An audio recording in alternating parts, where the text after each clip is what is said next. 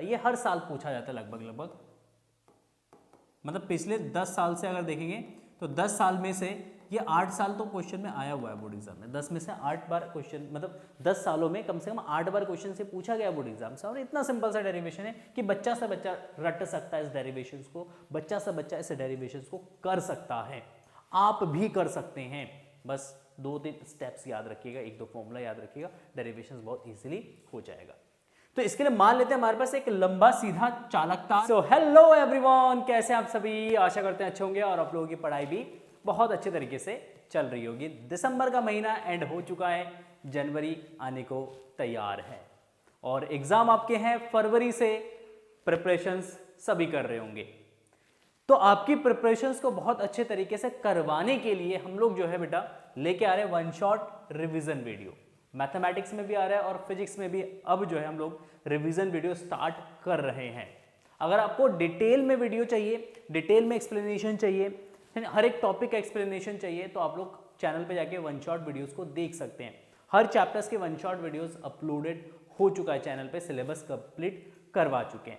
अब जो है हम लोग केवल एंड केवल रिवीजन वीडियोस पे फोकस करेंगे एंड इंपॉर्टेंट क्वेश्चंस पे फोकस करेंगे। और रिवीजन वीडियोस के अंदर भी बेटा हम लोग वही टॉपिक डिस्कस करेंगे जो आपके बोर्ड एग्जाम के लिए मोस्ट इंपॉर्टेंट है, ताकि इसी टाइम जो आपका 1 से 1.5 महीने का समय आपके पास बचा हुआ है, इस समय में आप केवल एंड केवल important topics, important questions, important numericals के आप लोग प्रैक्टिस कर सके। तो फर्स्ट टाइम अगर आप चैनल पे विजिट करें बेटा, एक बार प्लेलिस्ट को जरूर विजिट करिएगा, क्योंकि प्लेलिस्ट में हमने बहुत सारे इंपॉर्टेंट वीडियोस के वीडियोस जो है बहुत इंपॉर्टेंट क्वेश्चंस के वीडियोस जो है वो हम लोगों ने अपलोड कर रखा है। प्लेलिस्ट में सारे वीडियो सीक्वेंस वाइज बने होंगे, तो प्लेलिस्ट को जरूर एक बार विजिट करिएगा फिजिक्स का।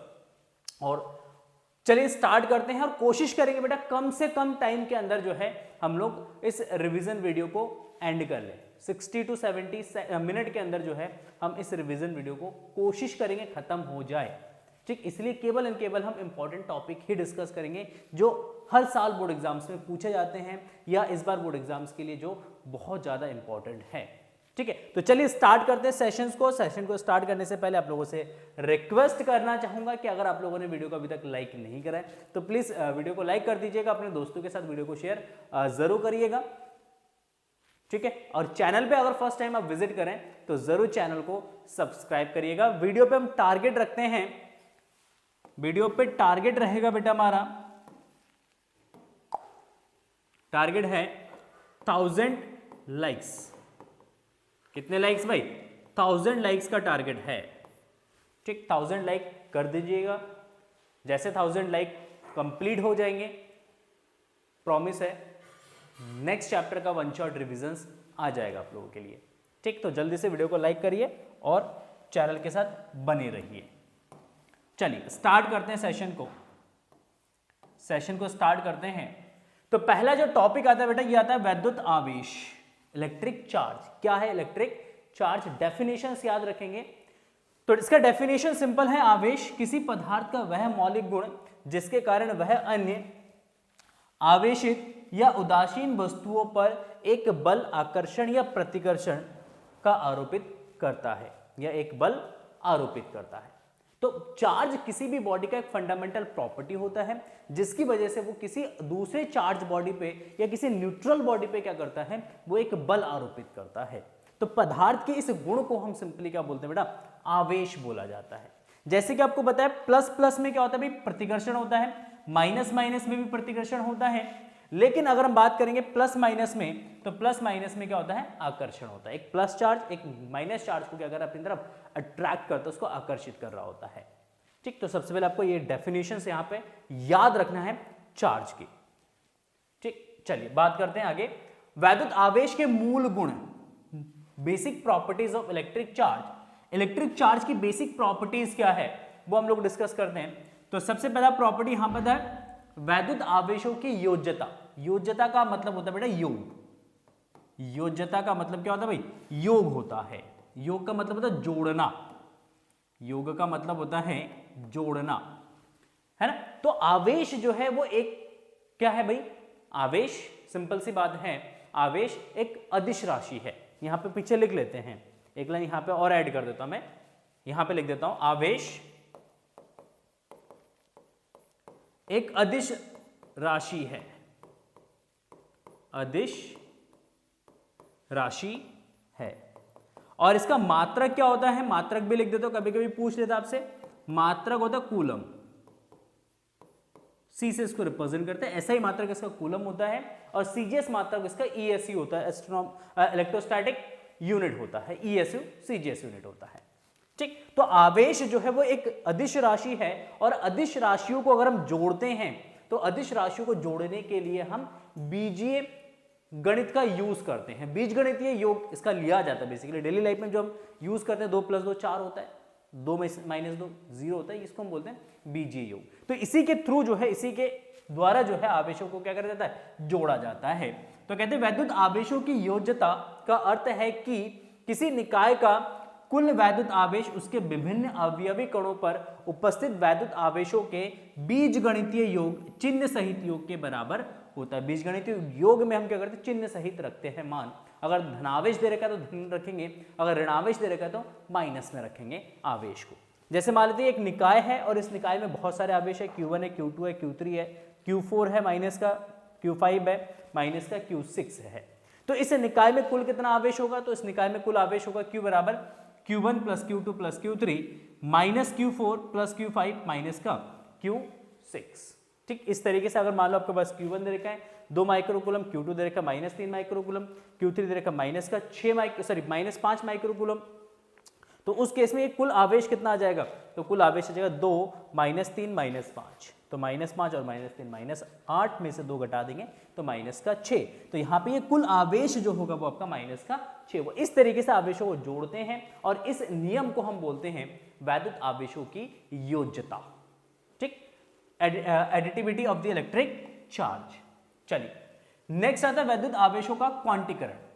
वैद्युत आवेशों का क्वांटीकरण, क्वांटाइजेशन ऑफ इलेक्ट्रिक चार्ज। देखो क्वांटाइजेशन ऑफ इलेक्ट्रिक चार्ज का स्टेटमेंट क्या है, बहुत सिंपल सा स्टेटमेंट है। ये कह रहे हैं कि वैद्युत आवेशों पर वैद्युत आवेश सतत परिमाण में ना होकर असतत, जिसको बोला जाता है विभक्त डिस्क्रीट परिमाण में होता है, वैद्युत आवेशों का यह गुण आवेश का क्वांटीकरण कहलाता है। मींस आवेश को हम कंटिन्यूअसली डिस्ट्रीब्यूट नहीं कर सकते, आवेश का हर एक मान पॉसिबल नहीं है। जैसे अगर हम बात करेंगे तो सबसे स्मॉलेस्ट आवेश 1.6 × 10⁻19 कूलम, इसके बाद जो आवेश एग्जिस्ट करेगा बेटा वो 3.2 × 10⁻19 कूलम, इसके बीच में कोई आवेश का मान एग्जिस्ट नहीं करेगा। मींस 1.7 × 10⁻19 कूलम आवेश एग्जिस्ट नहीं करेगा, इसका अस्तित्व नहीं होगा। अगर हम बात करें 2.4 × 10⁻19 कूलम, तो इसका भी प्रकृति में अस्तित्व नहीं है। तो इस केस में हम बोलते हैं कि आवेश सतत रूप में नहीं हो सकता है, सतत आवेश जो है असतत रूप में है, डिस्क्रीट फॉर्म में है। तो आवेश के इस गुण को क्या बोला जाता है, क्वांटीकरण, क्वांटाइजेशन ऑफ चार्ज बोलते हैं इसको। ठीक, इसका स्टेटमेंट है, इसका अर्थ है कि किसी आवेशित वस्तु पर उपस्थित आवेश सदैव आवेश के परमाणु या मूल आवेश E का पूर्ण गुणज होता है। किसका मतलब, मूल आवेश जो E है, E का मतलब होता है बेटा इलेक्ट्रॉन पर आवेश 1.6 × 10⁻19 कूलम, इस मान का ये पूर्ण गुणज होता है, इंटीग्रल मल्टीपल्स के फॉर्म में होता है। तो हम आवेश को लिखते हैं Q बराबर होता है Ne। Q बराबर क्या होता है भाई, Ne, जहां पे n एक पूर्णांक है, n का मान यहां पे ±n लिख देंगे, ±Ne, जहां n जो है बेटा ये 0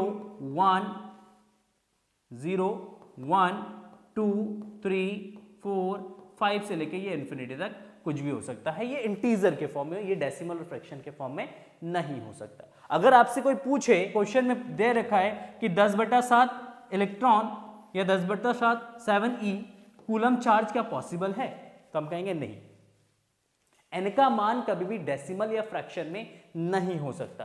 क्या आपसे पूछे कि मान लो Q बराबर दे रखा है +1.6e, क्या इतना आवेश संभव है, तो हम कहेंगे नहीं, इतना आवेश संभव नहीं है, क्योंकि n का मान जो है वो डेसिमल में दे रखा है, n का मान दशमलव में दे रखा है, तो n का मान दशमलव में और फ्रैक्शन में नहीं हो सकता। इसका मान हमेशा किसके फॉर्म में होगा, इसका मान हमेशा पूर्णांकों के फॉर्म में होगा। 0 1 2 3 4 5 6 7 8 9 10 11 12, ओहो, ठीक है, इसके फॉर्म में होगा।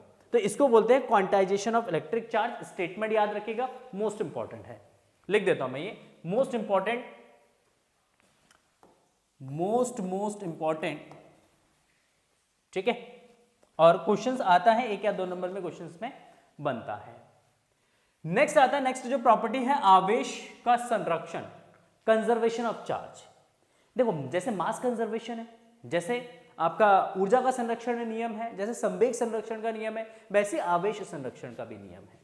तो आवेश संरक्षण क्या कहता है कि आवेश को ना तो हम उत्पन्न कर सकते हैं और ना ही नष्ट कर सकते हैं, इसको केवल एक वस्तु से दूसरे वस्तु में क्या कर सकते हैं, हम ट्रांसफर कर सकते हैं। अगर एक वस्तु में आवेश दे रखा तो उसमें से दूसरी वस्तु में आवेश क्या हो जाएगा, आपका ट्रांसफर हो जाएगा, ठीक है। तो अगर हम बात करते हैं किसी विलगित निकाय की आइसोलेटेड सिस्टम का, कुल आवेश सदैव नियत रहता है। जो हमारा आइसोलेटेड सिस्टम है जिसका सराउंडिंग मीडियम से कोई संबंध नहीं है, तो कह रहे ऐसे सिस्टम के पास कुल आवेश जो है वो सदैव नियत रहता है, कभी वो चेंज नहीं होता, कभी ना तो वो कम होता ना ज्यादा होता है। दूसरा स्टेटमेंट है आवेश ना तो उत्पन्न किया जा सकता है और ना ही नष्ट किया जा सकता है, बल्कि यह एक वस्तु से दूसरे वस्तु पर स्थानांतरित किया जा सकता है। एक वस्तु से दूसरे वस्तु में ट्रांसफर हो सकता है, बट ये कभी भी क्रिएट नहीं हो सकता, कभी भी ये डिस्ट्रॉय नहीं हो सकता है।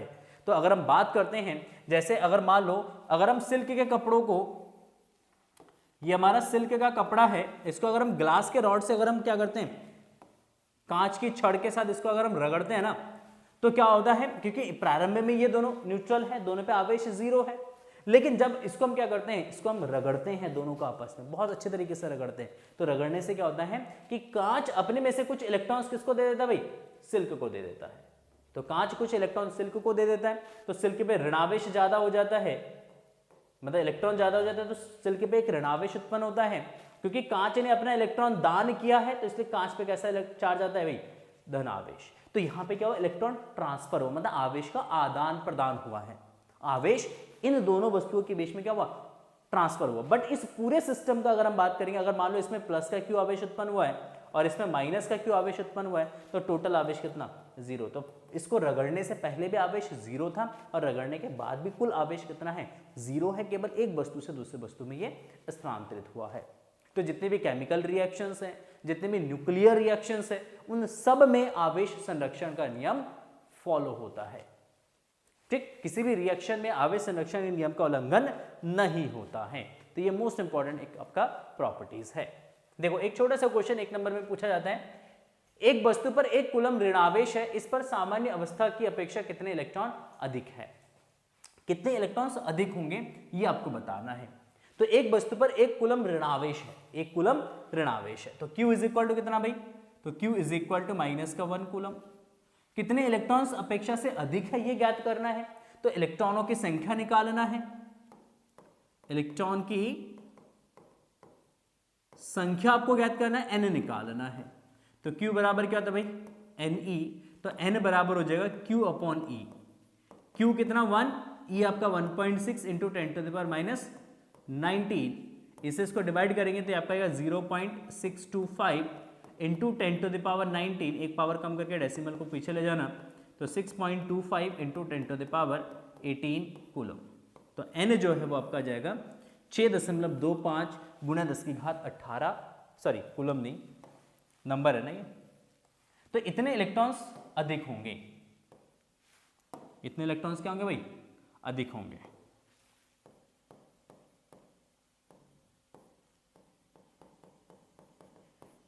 ठीक। 6.25 गुणा 10 की घात 18 इलेक्ट्रॉन्स अधिक होंगे नॉर्मल स्थिति के कंपैरिजन में, ठीक है। चलिए बात करते हैं कूलम का नियम। इंपॉर्टेंट है, मोस्ट इंपॉर्टेंट तो नहीं कहूंगा बट इंपॉर्टेंट है, कभी कभार इसे न्यूमेरिकल्स पूछ लिया जाता है या कभी कभार डायरेक्टली कूलम लॉ का स्टेटमेंट पूछ लिया जाता है, 2 नंबर का क्वेश्चन आता है। कूलम का नियम क्या कहता है, स्टेटमेंट। देखो कूलम का नियम कहां उपयोग करते हैं, अगर 2 बिंदु आवेशों के बीच में अगर मैं बल ज्ञात करना है कि एक आवेश दूसरे आवेश पर कितना बल आरोपित कर रहा है, किस दिशा में आरोपित कर रहा है, तो उसको अगर ज्ञात करना, उसको अगर कैलकुलेट करना है, तो उसको कैलकुलेट करने के लिए कूलम का नियम यूज किया जाता है। सिंपल सा इसका स्टेटमेंट है, समझिएगा। स्टेटमेंट याद करना है बेटा आपको, तो किन्हीं 2 स्थिर बिंदु आवेशों के बीच लगने वाला आकर्षण अथवा प्रतिकर्षण वैद्युत बल दोनों आवेशों की मात्रा के गुणनफल के अनुक्रमानुपाती और इनके बीच की दूरी के वर्ग के व्युत्क्रमानुपाती होता है। यह बल दोनों आवेशों को मिलाने वाली रेखा के अनुदिश होता है। तो सिंपल सा स्टेटमेंट है, कह रहे कि दो आवेशों के बीच लगने वाला जो आकर्षण या प्रतिकर्षण बल है वो उन दोनों आवेशों के गुणनफल के समानुपाती होता है। किसके समानुपाती होता है? दोनों आवेशों के गुणनफल के समानुपाती होता है। Means F is proportional to Q1 Q2 और दूसरा F is proportional to 1/r²। उन दोनों आवेशों के बीच की दूरी, दो आवेश यहाँ पे Q1 आवेश है, Q2 आवेश है, एक दूसरे से r दूरी पर स्थित है। तो इन दोनों आवेशों के बीच की जो दूरी है r के वर्ग के व्युत्क्रमानुपाती होता है ये। तो इसका मतलब अगर हम इन दोनों इक्वेशंस को मर्ज करेंगे then we get F is proportional to Q1 Q2/r²। और प्रोपोर्शनलिटी साइन रिमूव करेंगे तो एक कांस्टेंट आएगा K, तो F is equal to that is K Q1 Q2/r²। और जहां K एक नियतांक है और इसका मान होता है बेटा ऐसा सिस्टम में 1/4πε0। तो force F is equal to इसको लिखा जाएगा 1/4πε0 Q1 Q2/r²। तो ये हो गया हमारा कूलम का नियम। जहां आप लिख सकते हैं 1/4πε0 का मान होता है 1/4πε0 का मान होता है बेटा 9 × 10⁻9 न्यूटन मीटर स्क्वायर पर कूलम स्क्वायर। जहां एप्सिलॉन को हम बोलते हैं निर्वात की विद्युतशीलता। क्या बोलते हैं इसको? निर्वात की विद्युतशीलता। और इसका मान होता है बेटा 8.85 इंटू 10⁻12 कूलम स्क्वायर पर न्यूटन मीटर स्क्वायर। कितना है? 8.85 इंटू 10⁻12 कूलम स्क्वायर पर न्यूटन मीटर स्क्वायर। ठीक हो गया, क्लियर है? तो ये हो गया हमारा कूलम का नियम। बस इतना ही आपको स्टेटमेंट लिख के आना बोर्ड एग्जाम में। ठीक है, चलिए आगे बात करते हैं।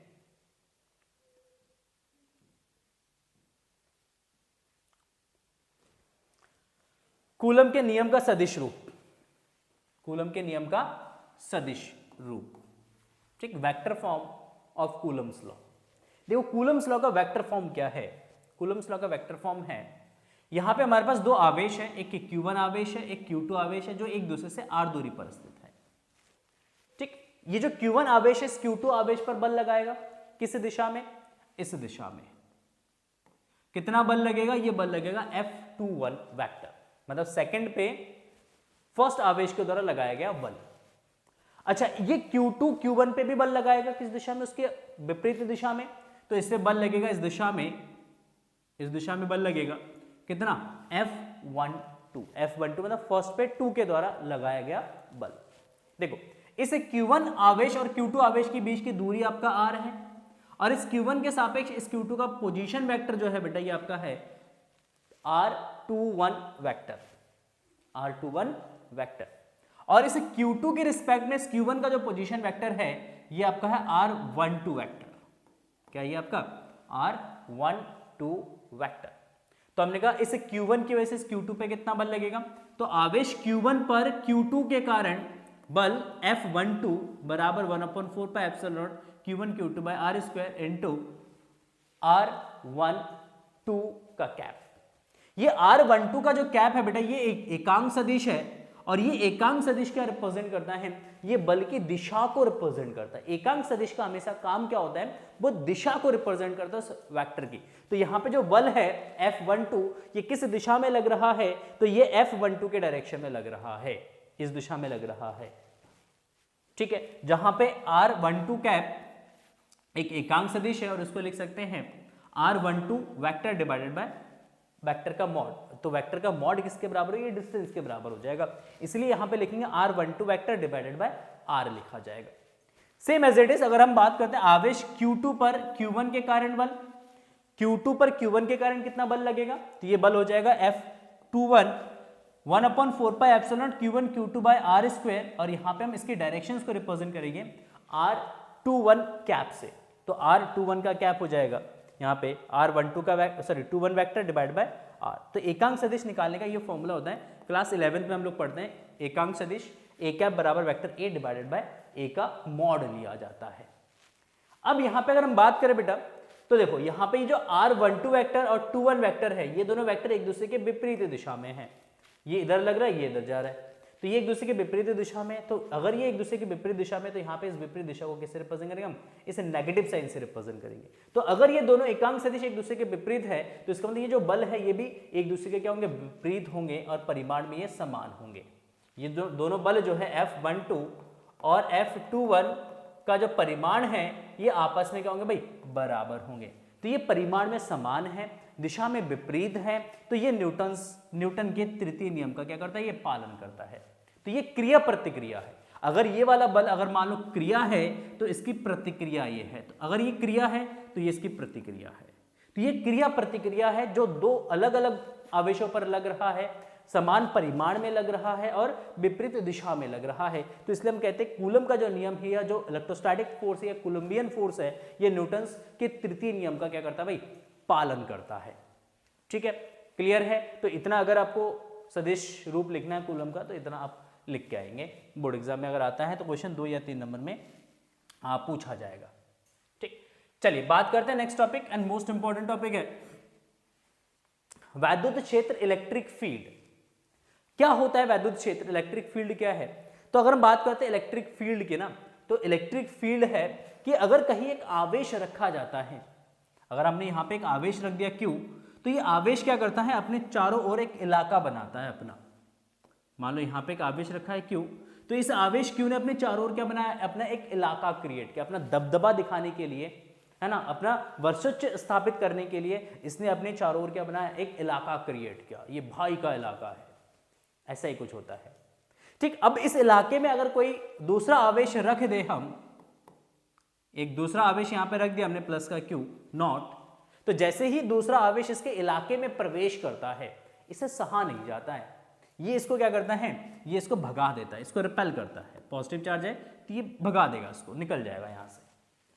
ठीक, तो ये प्लस Q इस Q नॉट पे क्या कर रहा है, एक फोर्स लगाता है और फोर्स के थ्रू उसको इस इलाके से बाहर धकेल देता है कि भैया अब ये मेरा इलाका है, चले जाओ यहां से, भगा देता है उसको। तो इस आवेश के चारों ओर का ये जो क्षेत्र, ये जो इलाका है, इस इलाके को ही हम सिंपली क्या बोलते हैं, वैद्युत क्षेत्र बोला जाता है।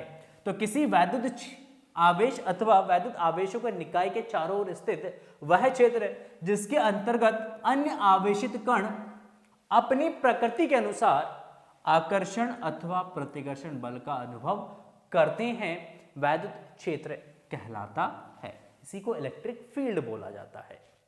ठीक, तो अगर इस इलाके में पॉजिटिव चार्ज रखा है तो वो उसको रिपेल करेगा, मतलब उसको प्रतिकर्षित करेगा। अगर नेगेटिव चार्ज रखा हुआ है तो उसको क्या करेगा, अट्रैक्ट करेगा, अपनी तरफ आकर्षित करेगा, उसको बुला लेगा, वो उससे मित्रवत होंगे, वो उसके मित्र होंगे तो उसको क्या करेंगे, भैया आ जा, तू बहुत दिनों बाद आया है, मिल ले गले मेरे से आके। तो नेगेटिव चार्ज होगा, तो नेगेटिव चार्ज कहाँ जाएगा भाई, नेगेटिव चार्ज इसकी तरफ मूव कर जाएगा, मिला लेगा उसको, आकर्षित करेगा उसको। ठीक, तो चार्जेस की प्रकृति के अनुसार, उसकी नेचर के अनुसार वो चार्जेस पे क्या करता है, आकर्षण या प्रतिकर्षण बल का अनुभव करता है वो आवेश। ठीक है, तो ये हो गया हमारा इलेक्ट्रिक फील्ड। डेफिनेशंस लिख लीजिए, याद कर लीजिए। डेफिनेशंस पूछा जाएगा तो 1 नंबर का डेफिनेशंस पूछा जाएगा।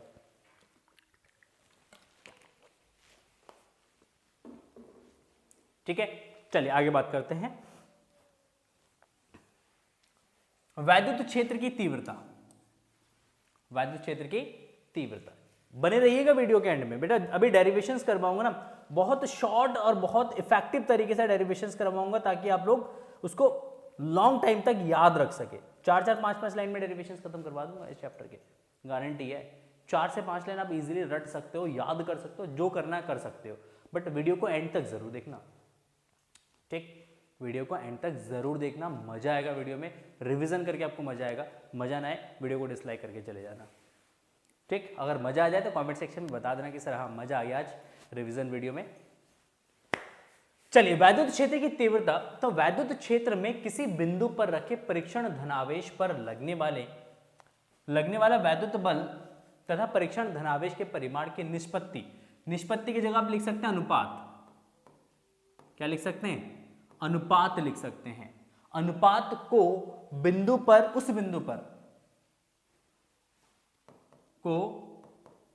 उस बिंदु पर वैद्युत क्षेत्र की तीव्रता कहते हैं।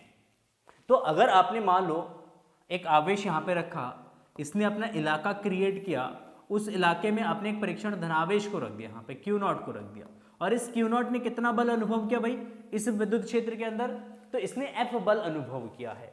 तो हमने कहा इस F बल को अगर इस Q0 से भाग कर देंगे, या इस F और इस Q0 का जो अनुपात होगा, इस अनुपात को ही इस बिंदु का क्या बोलेंगे, वैद्युत क्षेत्र की तीव्रता। मान लो ये बिंदु A है, तो इस बिंदु A पर वैद्युत क्षेत्र की तीव्रता कितना होगा, तो इस बिंदु पर जितना बल लग रहा है उस बल को इस Q0 से क्या कर देंगे, हम भाग कर देंगे, तो यहां से निकल के आएगा हमारा electric field E is equal to F upon Q0।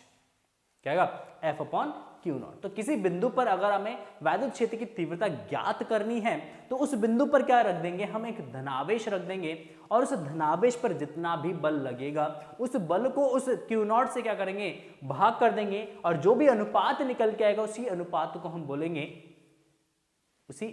को हम बोलेंगे वैद्युत क्षेत्र की तीव्रता। या आप इसको ऐसे लिख सकते हैं कि वैद्युत क्षेत्र के किसी बिंदु पर प्रति एकांक धनावेश पर लगने वाले बल के मान को ही वैद्युत क्षेत्र की तीव्रता कहते हैं। ऐसे भी आप इसको डिफाइन कर सकते हैं। ठीक, जो आपको इजी डेफिनेशंस लिखता है आप याद करिए, उसको लिख के आइएगा बोर्ड एग्जाम में। ठीक, पूरे नंबर मिलेंगे। तो यहां पे वैद्युत क्षेत्र की तीव्रता E बराबर हो गया बेटा F अपॉन Q, या Q0 ले सकते हैं आप। यहां पे अगर Q0 चार्ज रखते हैं तो Q रख दीजिए, अगर Q चार्ज रखें तो यहाँ पे Q रख दीजिएगा। जो चार्ज आपने रखा उसके वैल्यू से डिवाइड कर दीजिएगा। तो F अपॉन Q0, और इसका मात्रक होता है बेटा न्यूटन पर कूलम, और दूसरा मात्रक भी होता है वोल्ट पर मीटर। तो मात्रक इसका न्यूटन पर कूलम होता है या वोल्ट पर मीटर, ये दोनों मात्रक हम यूज करते हैं। ठीक है, चलिए यह एक सदिश राशि है, और सदिश राशि है तो इसकी दिशा होती है बल की दिशा में। जिस दिशा में बल लग रहा है उसी दिशा में, जैसे इस आवेश पर बल किस दिशा में लग रहा है भाई, इस दिशा में, तो यहाँ पे इलेक्ट्रिक फील्ड भी आपका इसी डायरेक्शन में होगा। इलेक्ट्रिक फील्ड भी आपका इसी डायरेक्शन में और बल की दिशा में लगेगा। अगर मान लो यहाँ पे अगर मैं नेगेटिव चार्ज रख दूं, माइनस Q0 आवेश रख दूं यहाँ पे, तो ये इसको अट्रैक्ट करेगा इस डायरेक्शन में, तो इस पे जो बल लगेगा वो इस दिशा में लगेगा। तो अगर फोर्स इस डायरेक्शन में लग रहा है तो इलेक्ट्रिक फील्ड भी आपका इसी डायरेक्शन में होगा। तो इलेक्ट्रिक फील्ड की जो दिशा है वो बल की दिशा में ही लिया जाता है, याद करिएगा। अगर कोई धनावेश है तो किसी धनावेश से, अगर कोई धनावेश है प्लस Q आवेश है, तो इससे विद्युत क्षेत्र की जो दिशा होता है ये बाहर की दिशा में होता है, इस तरीके से। ठीक, पॉजिटिव चार्ज के लिए इलेक्ट्रिक फील्ड आउटवर्ड डायरेक्शन में होता है, और नेगेटिव चार्ज अगर है बेटा, नेगेटिव चार्ज अगर है तो नेगेटिव चार्ज के लिए इलेक्ट्रिक फील्ड जो है वो इनवर्ड डायरेक्शन में होता है, इसके लिए ये अंदर की तरफ होता है। तो ये याद रखिएगा, इलेक्ट्रिक फील्ड पॉजिटिव के लिए आउटवर्ड होता है, बाहर की दिशा में होता है, और नेगेटिव के लिए ये इनवर्ड डायरेक्शंस में होता है, इसको याद रखिएगा। ठीक है, चलिए आगे बात करते हैं। नेक्स्ट हमारा जो टॉपिक है कि वैद्युत क्षेत्र के कारण आवेशित कण पर बल। अगर हम किसी विद्युत क्षेत्र के अंदर किसी धनावेश को रखते हैं, जैसे यहाँ पे एक धनावेश रखा हुआ, ये हमारा इलेक्ट्रिक फील्ड है इस डायरेक्शन में, ये इलेक्ट्रिक फील्ड इस डायरेक्शन में, और यहाँ पे हमने दो आवेश रखा है, यहाँ पे हमने प्लस Q आवेश रखा है, तो इस प्लस Q आवेश पे बल लगेगा इलेक्ट्रिक फील्ड के डायरेक्शन में। इस नेगेटिव आवेश पे जो बल लगेगा ये लगेगा इलेक्ट्रिक फील्ड के विपरीत दिशा में। कहाँ लगेगा, इसकी विपरीत दिशा में लगेगा। ठीक, कितना बल लगेगा, तो वैद्युत क्षेत्र की परिभाषा से E बराबर कितना, E बराबर F अपॉन Q0। तो हमने कहा बल कितना लगेगा, तो बल लगेगा भाई यहाँ पे F बराबर Q0 इंटू E। तो अगर कोई आवेश विद्युत क्षेत्र के अंदर रखा हुआ है तो उस विद्युत क्षेत्र के अंदर वो कितना बल का अनुभव करेगा, वो अनुभव करेगा F is equal to Q0 into E बल का अनुभव करेगा। ठीक, इतना बल का अनुभव करेगा। धनावेश है तो विद्युत क्षेत्र की दिशा में लगेगा, ऋणावेश होगा तो विद्युत क्षेत्र के अपोजिट दिशा में लगेगा। ठीक है, तो ये याद रखिएगा आप लोग। ये बेसिक कॉन्सेप्ट है, और इसी कॉन्सेप्ट का यूज ना बहुत जगह यूज होता है, इसलिए ये मोस्ट इंपॉर्टेंट है, इसको याद रखिएगा। ठीक, चलिए बात करते हैं, नेक्स्ट आ जाते हैं। देखो, किसी बिंदु आवेश के द्वारा उत्पन्न वैद्युत क्षेत्र की तीव्रता, किसी बिंदु आवेश के कारण उत्पन्न वैद्युत क्षेत्र की तीव्रता, ठीक है। तो ये मान लेते हैं हमारे पास एक बिंदु आवेश है, कितना भाई, प्लस क्यू। ये प्लस क्यू बिंदु आवेश है और इस बिंदु आवेश से आर दूरी पर, कितने दूरी पर भाई, आर दूरी पर एक बिंदु है P और इस बिंदु P पर वैद्युत क्षेत्र की तीव्रता ज्ञात करनी है। तो इस बिंदु P पर वैद्युत क्षेत्र की तीव्रता ज्ञात करने के लिए सिंपली अगर हम बात करें तो यहां पे क्या रख देंगे, Q0 आवेश रख देंगे। यहां पे Q आवेश है, यहां पे Q0 आवेश है। तो इन दोनों आवेशों के बीच, तो इसके लिए मान लेते हैं ये O बिंदु है, O से P तक की जो दूरी है R, तो दोनों आवेशों के बीच, दोनों आवेशों के बीच बल कितना लगेगा कूलम नियम के अनुसार, यह लगेगा 1/4 pi epsilon not Q Q0 by R square. तो बिंदु P पर वैद्युत क्षेत्र की तीव्रता, P पर वैद्युत क्षेत्र की तीव्रता E बराबर होता है F/Q0, इसी से हमने डिफाइन किया है विद्युत क्षेत्र की तीव्रता F/Q0।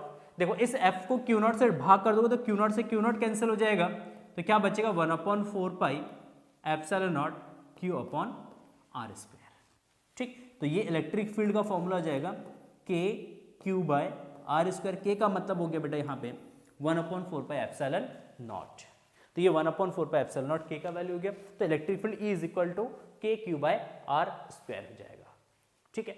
नाउ अगर हम बात करें यहाँ पे ग्राफ प्लॉट करते हैं, अगर ये R ये E, अगर ग्राफ प्लॉट करेंगे बेटा, ग्राफ कैसा आएगा आपका, अति परवलय के शेप में आएगा, हाइपरबोलिक ग्राफ बनेगा। यहाँ पे डिस्टेंस के साथ इलेक्ट्रिक फील्ड क्या होगा आपका, रिड्यूस होगा, ठीक। नाउ अगर हम E और Q के बीच में ग्राफ प्लॉट कर देंगे, Q है ये आपका E है, तो इसका ग्राफ जो है वो स्ट्रेट जाएगा क्योंकि E is proportional to Q, यहाँ पे E is proportional to 1/R square, ठीक। इसलिए इसका ग्राफ हाइपरबोलिक बनेगा, इसका ग्राफ जो है वो आपका स्ट्रेट बनेगा। तो ये हो गया हमारा बिंदु आवेश के कारण उत्पन्न वैद्युत क्षेत्र की तीव्रता। फॉर्मूला इसको याद रखेंगे, मोस्ट इंपॉर्टेंट फॉर्मूला है, काम आएगा। अगर पॉजिटिव चार्ज है तो इलेक्ट्रिक फील्ड इस बिंदु पर क्या होगा भाई, बाहर की दिशा में होगा। अगर यहाँ पे मान लो अगर आपका नेगेटिव आवेश रखा हुआ है तो बिंदु P पर वैद्युत क्षेत्र की जो तीव्रता है वो अंदर के साइड होगा, ठीक। तो पॉजिटिव के लिए फील्ड बाहर, नेगेटिव के लिए फील्ड अंदर होता है, ये भी आप याद रखिएगा, ठीक। बेसिक बातें याद रखेंगे तो चैप्टर्स आप लोगों के लिए बहुत इजी हो जाएगा, ठीक है ना। चलिए ये तो बना दिया हम लोगों ने, आगे बात करते हैं, ठीक। एक समान रूप से आवेशित वृत्ताकार छल्ले के कारण उसके अक्ष पर स्थित बिंदु पर उत्पन्न वैद्युत क्षेत्र है मोस्ट इंपॉर्टेंट।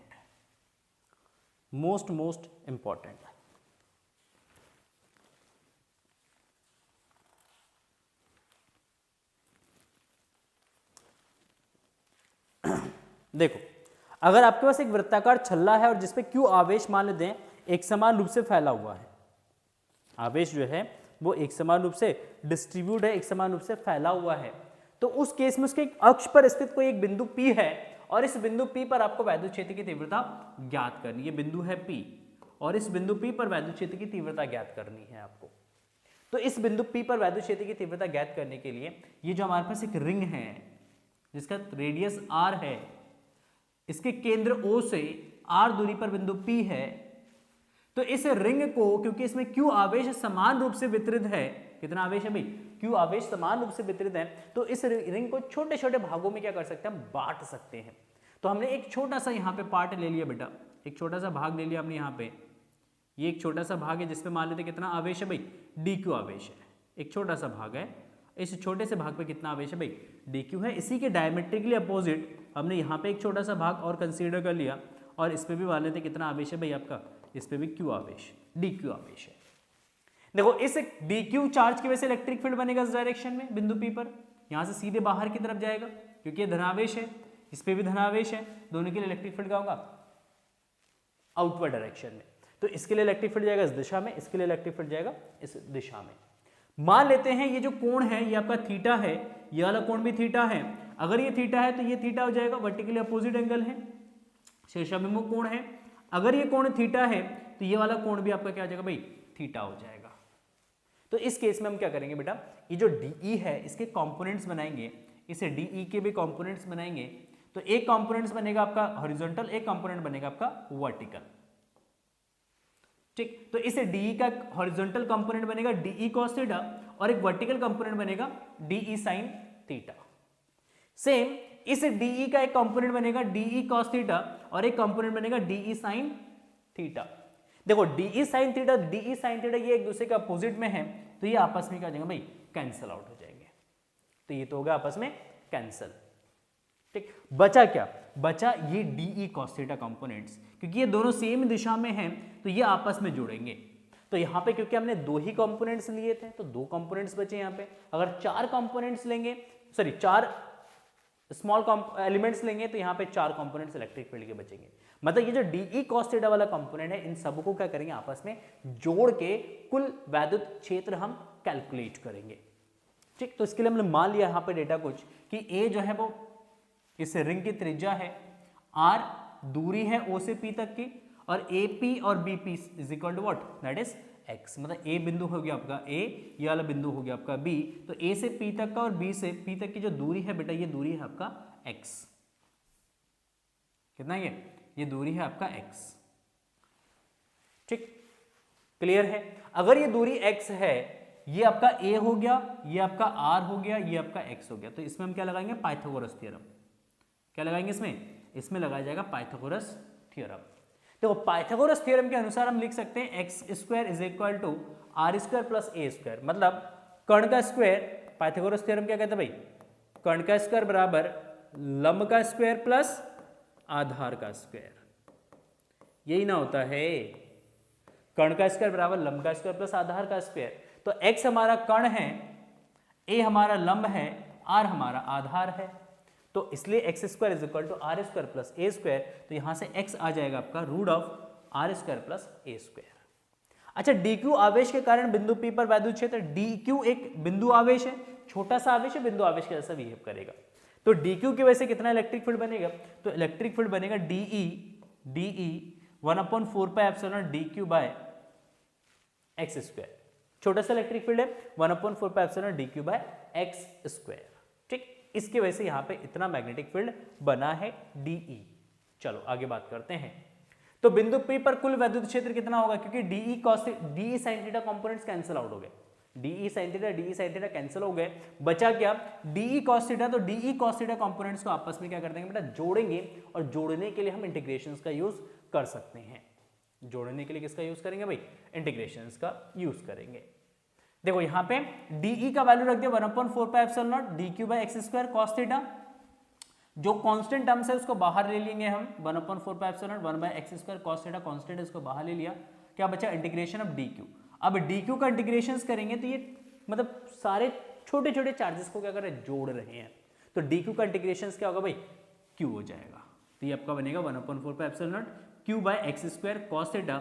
और cos थीटा का वैल्यू अगर निकालते हैं तो ये आपका जा r/x, cos theta is equal to what, r/x। देखो इस ट्राइंगल से, ये जो हमारे पास ट्राइंगल है ना, इसी ट्राइंगल का यूज करेंगे। इस ट्राइंगल से अगर ये एंगल थीटा है आपका, तो यहां से cos थीटा क्या जाएगा, cos थीटा होता है बेटा आधार बटा कर्ण। तो आधार क्या है भाई, r, तो ये r बटा कर्ण है हमारा x, तो ये r बटा x हो जाएगा। क्या जाएगा, r बटा x हो जाएगा। तो यहां से हम cos थीटा का वैल्यू उठा के रख देंगे यहाँ पे, r बटा x। देखो ये x स्क्वायर और ये x दोनों मल्टीप्लाई हो जाएगा, तो x का क्यूब हो जाएगा, x क्यूब हो जाएगा, ठीक। ऊपर आपका r, ठीक। अच्छा, x बराबर क्या है, root of A square plus are square. तो हमने x का वैल्यू रख दिया root of A square plus are square की पावर 3, बाकी एज इट इज है। तो यहां से हमारा इलेक्ट्रिक फील्ड का एक्सप्रेशन आ जाएगा E is equal to 1/4 pi epsilon not q into r divided by a square plus are square की पावर 3/2। देखो रूट का मतलब होता है 1/2, उसकी 3 से गुणा कर देंगे तो पावर हो जाएगा 3/2। तो पावर हो गया हमारा 3/2। यदि r इज इक्वल टू 0 है केंद्र पर r इज इक्वल टू 0 है तो केंद्र पर यहाँ पे ऊपर r रख देंगे, यहाँ पे r हो गया हमारा 0, ये 0 हो जाएगा, तो ये पूरा टर्म 0 हो जाएगा, मल्टीप्लाई करेंगे 0 हो जाएगा, तो इलेक्ट्रिक फील्ड हो जाएगा 0। तो सेंटर पे इलेक्ट्रिक फील्ड कितना होगा, 0 हो जाएगा एक रिंग का। ठीक, सेकंड केस में यदि r is greater than a, r का वैल्यू a से ग्रेटर है तो r स्क्वायर क्या होगा बेटा, a स्क्वायर से बहुत ज्यादा होगा, तो a स्क्वायर को हम यहाँ पे नेग्लेक्ट कर देंगे। तो यहाँ से इस a स्क्वायर को अगर हम नेग्लेक्ट करते हैं तो क्या बचेगा, r स्क्वायर की पावर 3/2, तो ये r स्क्वायर की पावर 3/2, 2 से 2 कैंसिल हो जाएगा, बचेगा यहाँ पे देखो ऊपर r बचा, नीचे r क्यूब बचा, एक r से एक r कैंसिल हो जाएगा, नीचे बचेगा आपका r का स्क्वायर। तो लास्ट जो एक्सप्रेशन आपका बचेगा E is equal to 1/4 pi epsilon q by r square. यह बिंदु आवेश के कारण वैद्युत क्षेत्र का व्यंजक है। इसका मतलब अगर लॉन्ग डिस्टेंस पे अगर आप चले जाओगे तो लॉन्ग डिस्टेंस पर जो आपका रिंग है वो एक बिंदु आवेश के जैसा बिहेव करता है, एक बिंदु आवेश के जैसा वो व्यवहार करता है। ठीक है, क्लियर है, यहां तक समझ में आया? जल्दी से वीडियो को लाइक कर देना। 1000 लाइक का टारगेट हम लोगों ने यहाँ पे रखा है, 1000 लाइक का टारगेट जो है वो अचीव हो जाना चाहिए। ठीक, तभी हम लोग नेक्स्ट पार्ट डिस्कस करेंगे, मतलब नेक्स्ट चैप्टर का वन शॉट रिवीजन वीडियो हम लोग डिस्कस करेंगे। ठीक है, तो कर दीजिए लाइक जल्दी से और प्यारा सा कमेंट सेक्शन में जरूर लिखिएगा। फिजिक्स में आप लोगों की कितनी प्रिपरेशंस हो चुकी है, ठीक, कौन कौन से चैप्टर्स बचे हैं, आप मुझे कमेंट सेक्शन में बताइएगा। ठीक, और किस चैप्टर्स का आपको रिवीजन वीडियो चाहिए उस चैप्टर का नाम लिखिएगा।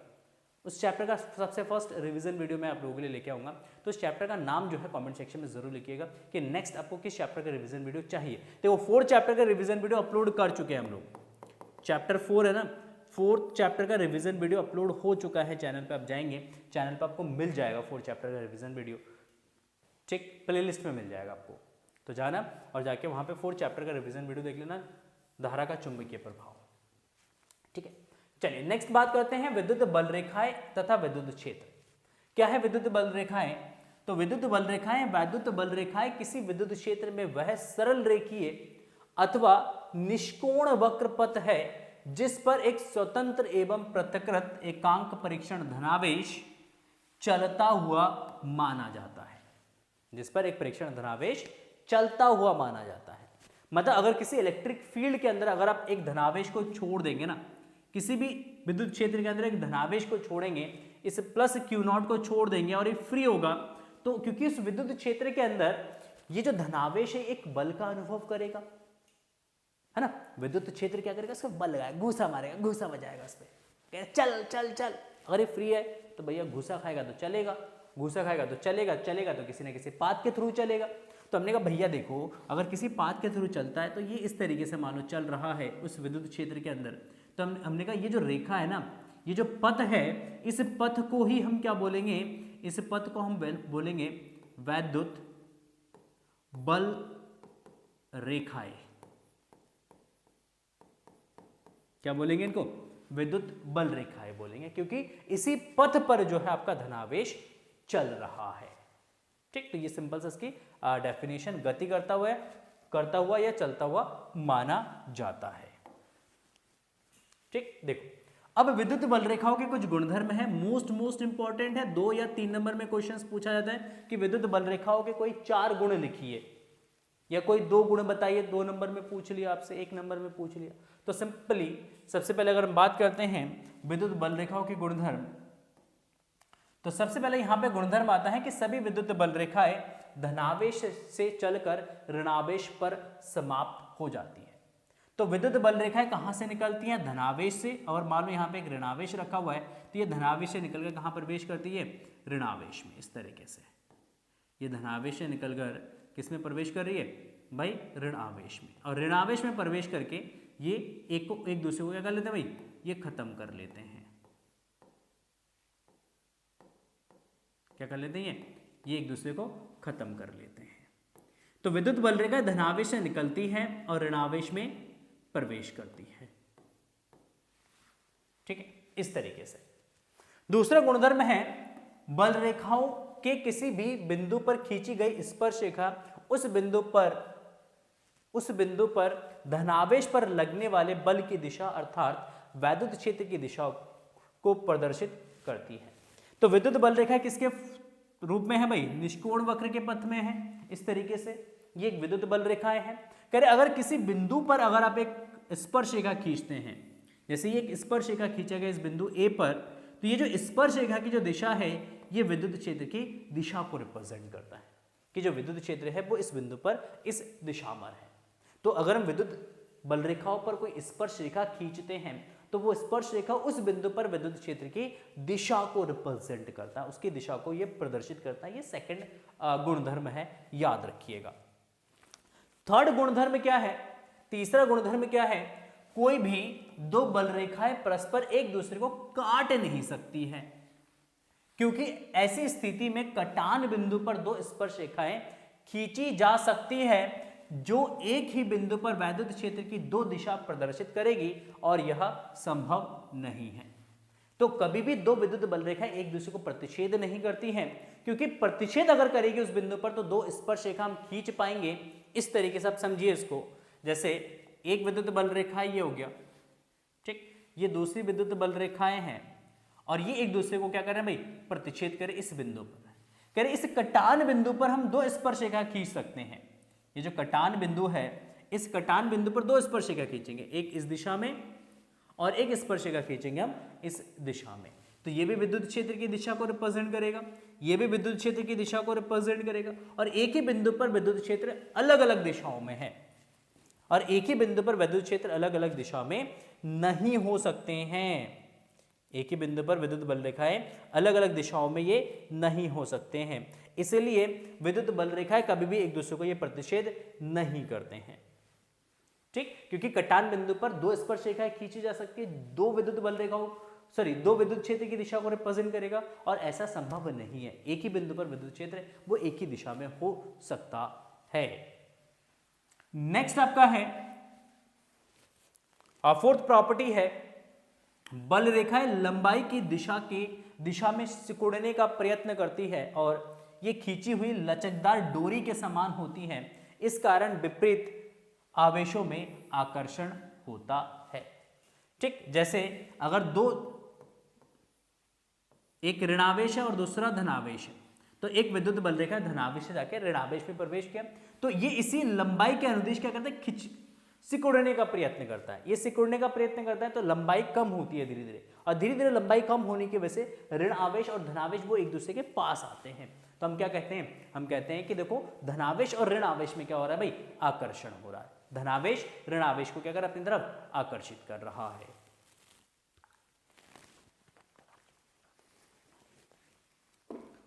ठीक है, इतनी बातें समझ में आ रहा है। चलो नेक्स्ट है, फिफ्थ नंबर है, अपनी लंबाई की लंब दिशा में यह बल रेखा एक दूसरे को दूर हटाने का प्रयत्न करती है, इसी कारण सजातीय आवेशों में प्रतिकर्षण होता है। तो कह रहे ये जो बल रेखाएं ही अपनी लंब की दिशा में, अपने लंब दिशा में परपेंडिकुलर डायरेक्शंस में ये एक दूसरे को दूर हटाती है। तो जब ये एक दूसरे को दूर हटाती है तो इसी कारण जो है दो समान आवेशों में प्रतिकर्षण का बल लगता है। धनावेश और धनावेश एक दूसरे को क्या करते हैं, रिपेल करते हैं। ऋणावेश एक दूसरे को क्या करते हैं, रिपेल करते हैं, वो इसी कारण करते हैं। ठीक, तो ये हमारे 5 इसके प्रॉपर्टीज हो गए, इसमें से कोई भी 4-5 आप याद कर सकते हैं। बहुत ही सिंपल सा, बहुत सुंदर सा, बहुत प्यारा सा ये प्रॉपर्टीज है, टॉपिक भी है, इंपॉर्टेंट भी है। चलिए बात करते हैं वैद्युत द्विध्रुव इलेक्ट्रिक डायपोल। क्या होता है इलेक्ट्रिक डायपोल? तो यह वैद्युत निकाय, वह वैद्युत निकाय जिसमें दो बराबर परंतु विपरीत प्रकार के बिंदु आवेश एक दूसरे से बहुत कम दूरी पर स्थित हो, वैद्युत द्विध्रुव कहलाता है। वैद्युत द्विध्रुव को मिलाने, वैद्युत द्विध्रुव के दोनों आवेशों को मिलाने वाली रेखा द्विध्रुव की अक्ष कहलाती है।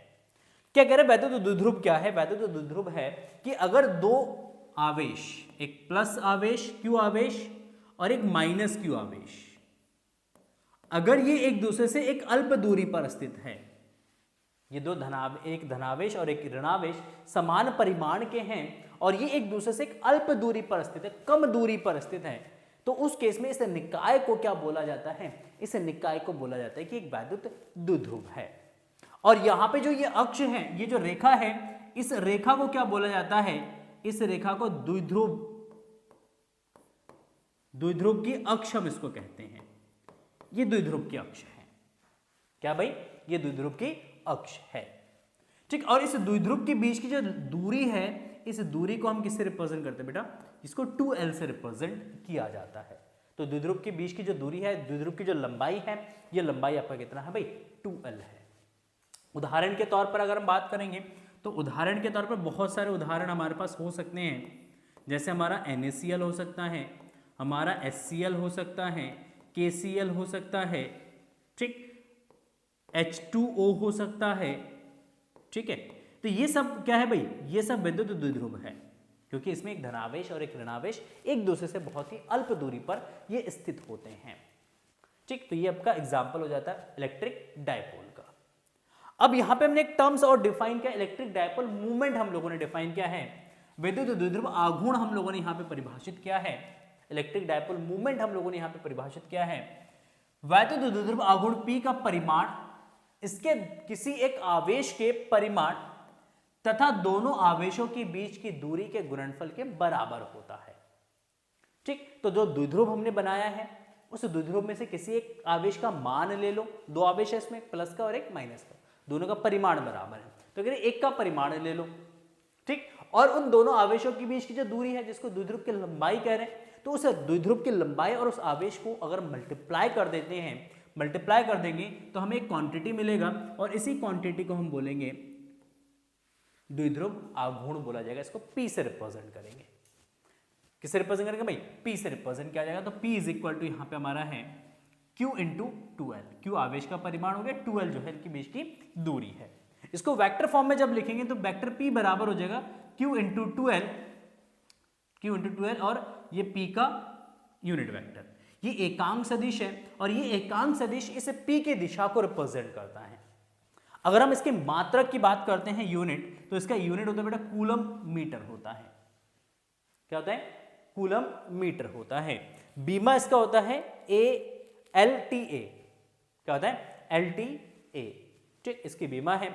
और यह एक सदिश राशि है, और इसकी जो दिशा है ये सदैव ऋण आवेश से धन आवेश की ओर होता है। ये इंपॉर्टेंट है, याद रखिएगा, ये इंपॉर्टेंट है, इसको याद रखिएगा कि जो द्विध्रुव की जो दिशा है, विद्युत द्विध्रुव आघूर्ण की जो दिशा है, ये ऋणावेश से धनावेश की ओर होता है, नेगेटिव से पॉजिटिव की तरफ होता है। ये ऋणावेश है आपका, ये आपका धनावेश है, और जो P है यहाँ पर, तो P ऋणावेश से किसकी तरफ होगा भाई? धनावेश की तरफ होगा। P जो है वो नेगेटिव से किसकी तरफ जाएगा भाई? पॉजिटिव की तरफ जाएगा, ठीक। तो ये हमारा हो जाएगा द्विध्रुव आघूर्ण P, that is Q into 2L। Important है, याद रखिएगा, डेफिनेशंस याद रखिएगा, ठीक। चलिए देखिए, नेक्स्ट हमारा है बाह्य वैद्युत क्षेत्र के कारण विद्युत द्विध्रुव पर बल युग्म का आघूर्ण, बल युग्म का आघूर्ण, ठीक, आघूर्ण निकालना है। तो ये हमारे पास एक इलेक्ट्रिक फील्ड है E, ये एक इलेक्ट्रिक फील्ड है हमारा, एक समान विद्युत क्षेत्र है, और इस एक समान विद्युत क्षेत्र के अंदर मान लेते हैं ये एक वैद्युत द्विध्रुव है हमारे पास, एक वैद्युत द्विध्रुव है। देखो इस वैद्युत द्विध्रुव पे यहाँ पे Q आवेश रखा हुआ है, और यहाँ पे रखा हुआ है माइनस का Q आवेश। तो जो विद्युत क्षेत्र है वो इस धनावेश पे बल लगाएगा इस दिशा में, कितना? F बराबर Q इंटू E, और इस ऋणावेश पे बल लगाएगा इस दिशा में, कितना? ये Q इंटू E। ये बल भी लगेगा आपका F, that is Q into E। ये विद्युत क्षेत्र की विपरीत दिशा में लगेगा, ये विद्युत क्षेत्र की दिशा में लगेगा, ठीक। इस द्विध्रुव की जो लंबाई है, इस लंबाई को हम कंसीडर कर लेते हैं बेटा, कितना? 2L, ठीक। और यहां से हम एक लंब डाल देते हैं, क्या करते हैं? लंब डाल देते हैं। ये कोण हम ले लेते हैं यहाँ पे थीटा।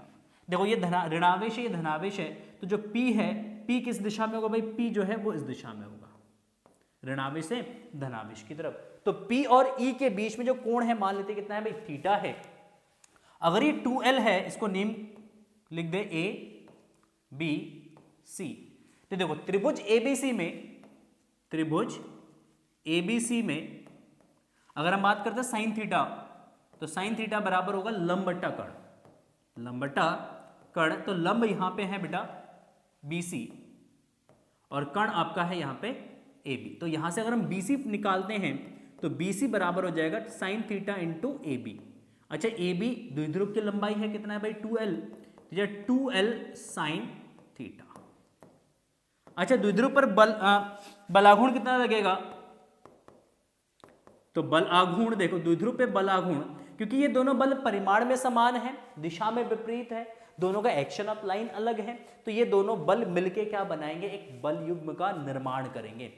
और उस बल युग्म का आघूर्ण कितना होगा, तो वो आघूर्ण होगा इन दोनों में से एक बल का परिमाण, क्योंकि ये परिमाण में बराबर है, तो इन दोनों में से किसी एक बल का परिमाण ले लेंगे और इनके बीच की लंबवत दूरी लिया जाएगा, और लंबवत दूरी आपका है BC, तो ये आपका जो बेटा F that is Q into E, और BC आपका 2l साइन थीटा, तो ये आपका जाएगा Q into 2l E sine theta. अगर हम बात करें यहाँ पे Q इंटू 2l आपका P होता है, अभी डिफाइन किया हमने, तो ये P हो जाएगा, तो PE साइन थीटा। तो टॉर्क का यहाँ पे फॉर्मूला होता है बेटा PE साइन थीटा। अगर इसको वेक्टर फॉर्म में लिखेंगे, इसको सदिश रूप में लिखा जाएगा, सदिश रूप में, तो सदिश रूप में लिखते हैं वेक्टर P बराबर टाउ इज इक्वल टू लिखा जाएगा P क्रॉस E। क्या लिखा जाएगा, P क्रॉस E, क्योंकि साइन थीटा है, साइन थीटा में क्या आता है भाई, क्रॉस प्रोडक्ट आता है, तो ये tau is equal to P cross E। ठीक है, ये हमारा क्या आ गया भाई, द्विध्रुव आघूर्ण। बस इतना सा ही आपको लिखना है, डायग्राम बनाना है, सिंपली 4-5 लाइन का आपका डेरिवेशन है। अब मैंने बोला था ना 4 से 5 लाइन में ही डेरिवेशन करवाऊंगा, ज्यादा नहीं करवाऊंगा, 4 से 5 लाइन आप जैसे भी याद कर लो, इंपॉर्टेंट है, मोस्ट इंपॉर्टेंट है। अगर मैं बात करूँ ना, ये डेरिवेशन आपका बोर्ड एग्जाम में आया हुआ है, पूछा है, कब कब पूछा है वो मैं आपको बता देता हूं।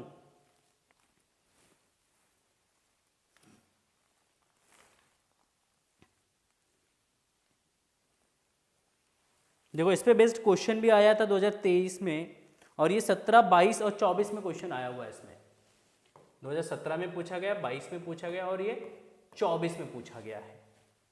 ठीक, और इस पे बेस्ड क्वेश्चन भी पूछा जाता है, तो इस पे बेस्ड न्यूमेरिकल्स भी आप लोग प्रैक्टिस करिएगा, न्यूमेरिकल्स भी इंपॉर्टेंट है इसके पे बेस्ड। ठीक है, क्लियर है। चलिए बात करते हैं नेक्स्ट टॉपिक के। देखो इसी में आप कुछ कंडीशंस लगा सकते हैं। यहाँ पे मैं अगर बात करूँ कुछ कंडीशंस की, तो मैं यहाँ पे लिख देता हूँ, यहीं पे लिख देता हूँ, यदि थीटा बराबर अगर कितना है भाई, थीटा बराबर 90 डिग्री है, तो उस केस में टाउ आपका मैक्सिमम होगा, और टाउ मैक्सिमम हो जाएगा P इंटू ई के बराबर, क्योंकि साइन 90 आपका होता है 1, साइन 90 कितना होगा आपका 1, तो टाउ मैक्स आपका हो जाएगा PE। सेकंड केस में यदि अगर हम बात करें थीटा इज इक्वल टू कितना है भाई 0 डिग्री या 180 डिग्री है, तो इस केस में टाउ आपका मिनिमम होगा और ये 0 के बराबर हो जाएगा, क्योंकि साइन 0 बराबर 0 बराबर साइन 180, 180, और 0 का मान जो है 0 होता है, इसलिए टॉर्क जो है वो कितना हो जाएगा आपका 0 हो जाएगा। ये भी याद करिएगा, याद रखिएगा, कंडीशंस कभी पूछ लिया जाता है, मैक्सिमम टॉर्क कब लगेगा और मिनिमम टॉर्क कब लगेगा। ठीक, अच्छा एक चीज और बता दूं यहाँ पे कि अगर डायपोल एक समान चुंबकीय क्षेत्र के अंदर रखा हो तो उस पर केवल टॉर्क लगेगा, नेट फोर्स उसका 0 हो जाएगा। अगर वो एक असमान विद्युत क्षेत्र के अंदर रखा हुआ है, अगर असमान विद्युत क्षेत्र के अंदर रखा हुआ है, तो उस केस में वो एक बल का अनुभव भी करेगा और एक टॉर्क भी लगेगा। उस केस में डायपोल अपने एक्सिस पे रोटेट करते हुए वो आगे की तरफ बढ़ेगा। तो उसमें दो तरीके के मोशन होंगे, एक घूर्णी गति होगा और एक सरल रेखीय गति होगा, एक सरल रेखीय गति और एक घूर्णी गति। इसको भी नोट कर लीजिएगा आप लोग कहीं पे भी वीडियो को पॉज करके। चलिए बात करते हैं हम यहाँ पे विद्युत क्षेत्र के कारण अक्षीय स्थिति में विद्युत क्षेत्र की तीव्रता। अक्षीय स्थिति में विद्युत क्षेत्र की तीव्रता मोस्ट इंपॉर्टेंट है, मोस्ट इंपॉर्टेंट इसलिए कह रहा हूं मैं क्योंकि ये क्वेश्चंस आपके बोर्ड एग्जाम से बहुत बार पूछे गए हैं। 2019 में पूछा गया, 14 में पूछा गया, 22 में पूछा गया, 24 में पूछा गया। ठीक, तो 14 में आया है क्वेश्चन, 19 में आया है, 22 में, 20 में, हाँ 22 में आया है, 24 में आया है। ठीक, आता है क्वेश्चन इसमें। ठीक, तो चलिए बात करते हैं, हमारे पास एक डायपोल है, ये हमारे पास क्या एक डायपोल है, एक द्विध्रुव है, ये प्लस का क्यू आवेश है, माइनस का क्यू आवेश है, ये इसका सेंटर है O, ये इसका सेंटर है O, क्योंकि दोनों के बीच की दूरी कितना होता है 2l, तो सेंटर O से इसकी दूरी यहां से यहां तक है आपका l, और यहां से यहां तक दूरी है आपका l, तो ये l और ये l। इस द्विध्रुव के केंद्र से r दूरी पर स्थित मान लेते हैं यहाँ पे एक बिंदु है P और इस बिंदु P पर हमें वैद्युत क्षेत्र की तीव्रता ज्ञात करनी है, अक्षीय स्थिति पर है। कहां पर ये? अक्षीय स्थिति। देखो इस बिंदु P पर अगर हम बात करते हैं तो इस धनावेश के लिए जो विद्युत क्षेत्र होगा वो इस दिशा में होगा, इलेक्ट्रिक फील्ड आपका इस डायरेक्शन में होगा, कितना होगा? That is E1। कितना होगा? E1। अच्छा, इस नेगेटिव चार्ज के लिए इलेक्ट्रिक फील्ड का होगा इनवर्टेड डायरेक्शन में होगा, अंदर की तरफ होगा, तो ये अंदर की तरफ है, कितना भाई? E2। ये इलेक्ट्रिक फील्ड इनवर्ट डायरेक्शन में है, E2 है। तो यहाँ पे दो विद्युत क्षेत्र है E1 और E2, ये एक दूसरे के विपरीत दिशा में है। नो, अब सेंटर से P तक की जो दूरी है वो R है, तो R माइनस एल, ये आपका R प्लस एल हो जाएगा। ठीक है, चलिए, तो यहाँ पे OP हमारा AR हो गया, AB हमारा 2L हो गया, BP हमारा R माइनस एल हो गया और AP हमारा R प्लस एल, इतना आप लिख दीजिएगा डायग्राम से। नाउ वैद्युत द्विध्रुव आघूर्ण उसका हो जाएगा P बराबर Q into 2L, Q into 2L। इस डायपोल का डायपोल मोमेंट हो जाएगा Q इंटू 2L। देखो प्लस Q आवेश के कारण P पर वैद्युत क्षेत्र, ये जो प्लस Q आवेश है, इस P प्लस Q आवेश के कारण इस बिंदु P पर वैद्युत क्षेत्र हो जाएगा E1 बराबर 1/4 pi epsilon not Q by R minus L का whole square, R minus L का होल स्क्वायर। दिशा हो जाएगा इसका B से P की ओर। ठीक, अच्छा, इस ऋणावेश की वजह से कितना इलेक्ट्रिक फील्ड बनेगा यहाँ पे? तो ऋणावेश की वजह से इलेक्ट्रिक फील्ड बनेगा E2। हमने यहाँ पे लिखा माइनस Q आवेश के कारण वैद्युत क्षेत्र E2 बराबर 1/4 pi epsilon not Q by R plus L का होल स्क्वायर। डायरेक्शन है इसका P से A की तरफ, P से A मतलब इस दिशा में आएगा, अंदर की तरफ आएगा ये। तो बिंदु P पर नेट वैद्युत क्षेत्र कितना होगा? तो नेट हो जाएगा, देखो E1 है इस दिशा में, E2 इस दिशा में, तो E1 में से क्या करेंगे? E2 को हम माइनस कर देंगे, तो E1 माइनस E2 हो जाएगा।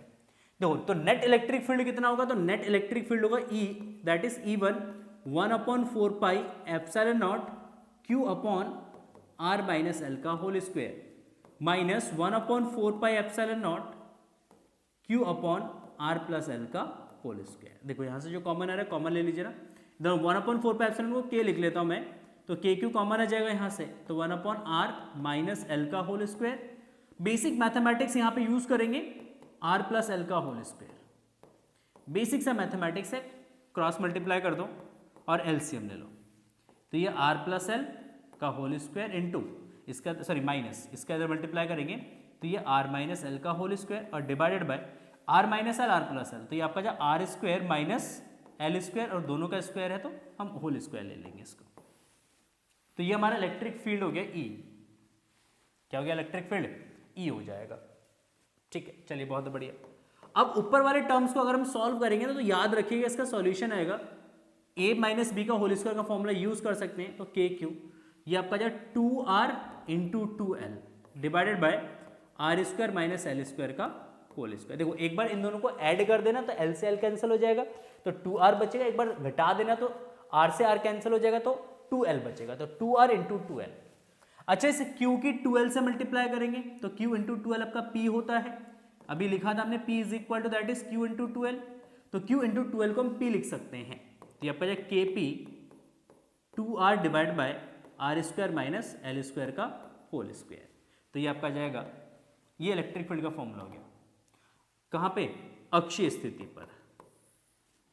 ठीक, अब यहां पे कंडीशंस लगा लेते हैं,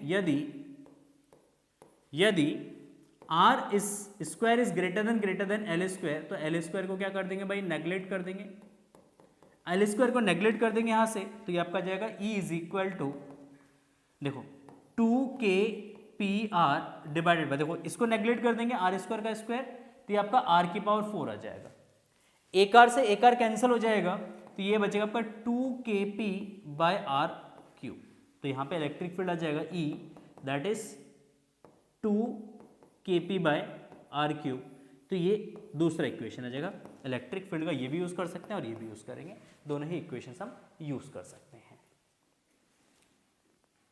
ठीक है, क्लियर है? चलिए बहुत बढ़िया, नेक्स्ट मूव करते हैं दूसरे टॉपिक पे।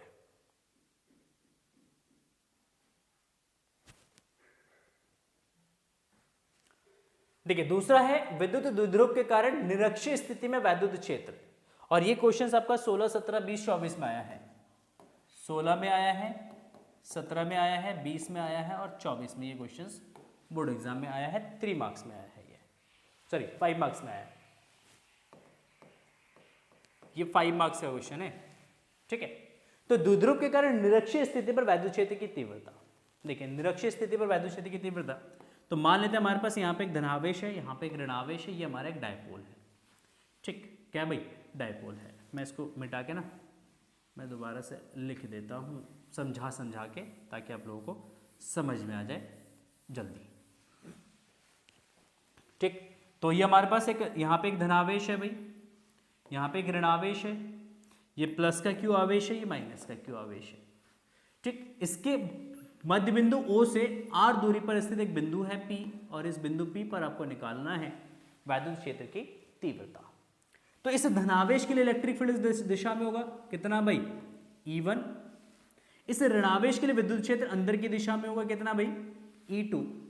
और मान लेते ये कोण आपका थीटा है, ये कोण आपका थीटा है, अगर ये थीटा है तो ये वाला कोण थीटा होगा, अगर ये थीटा तो ये जेड बन रहा है, तो ये कोण आपका थीटा हो जाएगा। E1 के कंपोनेंट्स बनेंगे, एक हॉरिजॉन्टल कंपोनेंट बनेगा इस डायरेक्शन में E1 cos थीटा, एक कंपोनेंट बनेगा इस डायरेक्शन में E1 sin थीटा। E2 के भी कंपोनेंट्स बनेगा इस डायरेक्शन में E2 cos थीटा, एक कंपोनेंट इसके अंदर बनेगा E2 sin थीटा। देखो E1 sin थीटा और E2 sin theta opposite direction में, तो ये कैंसिल आउट हो जाएगा, क्या जाएगा, ये आपस में हो गए कैंसिल आउट, ठीक। नाउ अब डायपोल की लेंथ ये आपका L हो जाएगा, ये लेंथ आपका L हो जाएगा, यहाँ से यहाँ तक L हो जाएगा, यहाँ से यहाँ तक आपका L हो जाएगा, ये डिस्टेंस R है, तो ये जो दूरी है ये आपका जाएगा R square plus L square, ये भी डिस्टेंस आपका हो जाएगा R square plus L square, ठीक। तो हमने यहाँ पे लेट कर लिया AP और BP जो है ये root of R square plus L square, और OP is equal to R है। द्विध्रुव आघूर्ण जो इसका P है Q into 2L। Plus Q आवेश के कारण बिंदु P पर वैद्युत क्षेत्र की तीव्रता E1 बराबर हो जाएगा 1/4πε0 Q बाय AP का स्क्वायर, यहाँ से इसकी दूरी, ये बिंदु आपका हो गया A, ये वाला बिंदु हो गया आपका B, तो AP A से P तक की दूरी का स्क्वायर हो जाएगा। A से P तक की जो दूरी है ये root of R square plus L square, square करेंगे रूट कैंसिल हो जाएगा, तो इसको रूट हटा देंगे इसमें से, तो ये आपका जाएगा R square plus L square. Same minus Q आवेश के कारण बिंदु P पर वैद्युत क्षेत्र की तीव्रता, तो ये भी आपका 1/4πε0 Q बाय BP का स्क्वायर, और यहाँ पे हम BP का वैल्यू रख देंगे R, रूट में है ना ये, तो स्क्वायर करेंगे, इसका स्क्वायर करेंगे तो रूट कैंसिल हो जाएगा, क्या बचेगा R square plus L square, direction होगा P से B की तरफ, ठीक हो गया। अब यहाँ पे अगर हम इन दोनों एक्सप्रेशंस को देखते हैं तो ये दोनों एक्सप्रेशंस मैग्नीट्यूड वाइज क्या है भाई, इक्वल है, तो हम इसमें लिख सकते हैं अतः E1 बराबर E2, तो इसलिए E1 sin थीटा और E2 sin theta components cancel out हो जाएगा, क्या बचेगा आपके पास E1 cos theta E2 cos theta, क्या बचेगा E1 cos थीटा और E2 cos थीटा। तो नेट फील्ड कितना होगा P पर, नेट विद्युत क्षेत्र,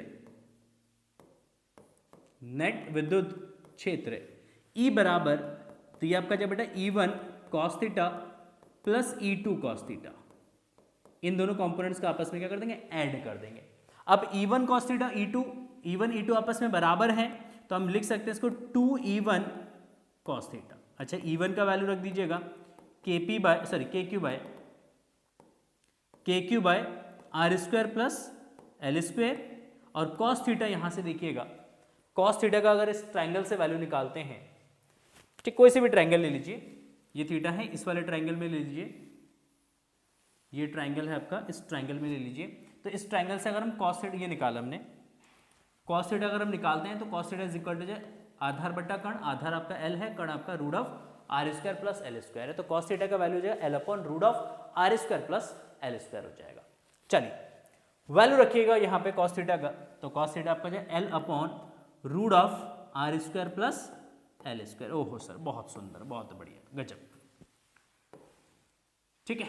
चलिए देखिए अब इसको थोड़ा सा सिस्टमैटिकली लिख लेते हैं, इसकी पावर 1 है, इसकी पावर 1/2 है, तो 1 + 1/2 अगर पावर को ऐड करेंगे तो आपका जाए 3/2, तो इलेक्ट्रिक फील्ड हो जाएगा E is equal to KQ into 2L divided by R square plus L square की पावर 3/2। देखो Q इंटू 2L आपका P हो जाएगा, तो electric field E is equal to KP divided by R square plus L square की power 3/2, तो ये formula आपका बन गया है इलेक्ट्रिक फील्ड का।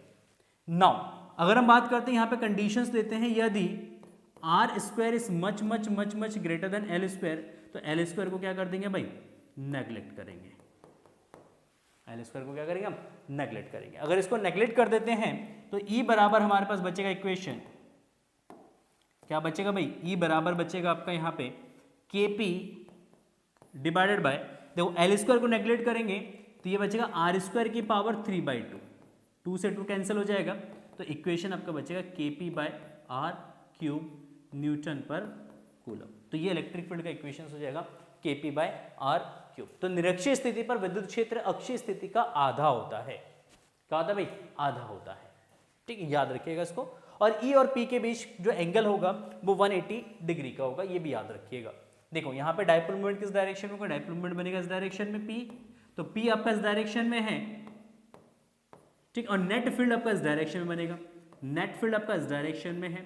एंगल कितना है यहाँ पे दोनों के बीच में 180। कभी एमसीक्यूज में ये पूछ लिया जाता है कि निरक्षीय स्थिति में पी और ई के बीच कोण कितने डिग्री का होता है, तो कोण होता है 180 डिग्री का, ये भी याद रखिएगा बेटा एमसीक्यूज के पॉइंट ऑफ व्यू से।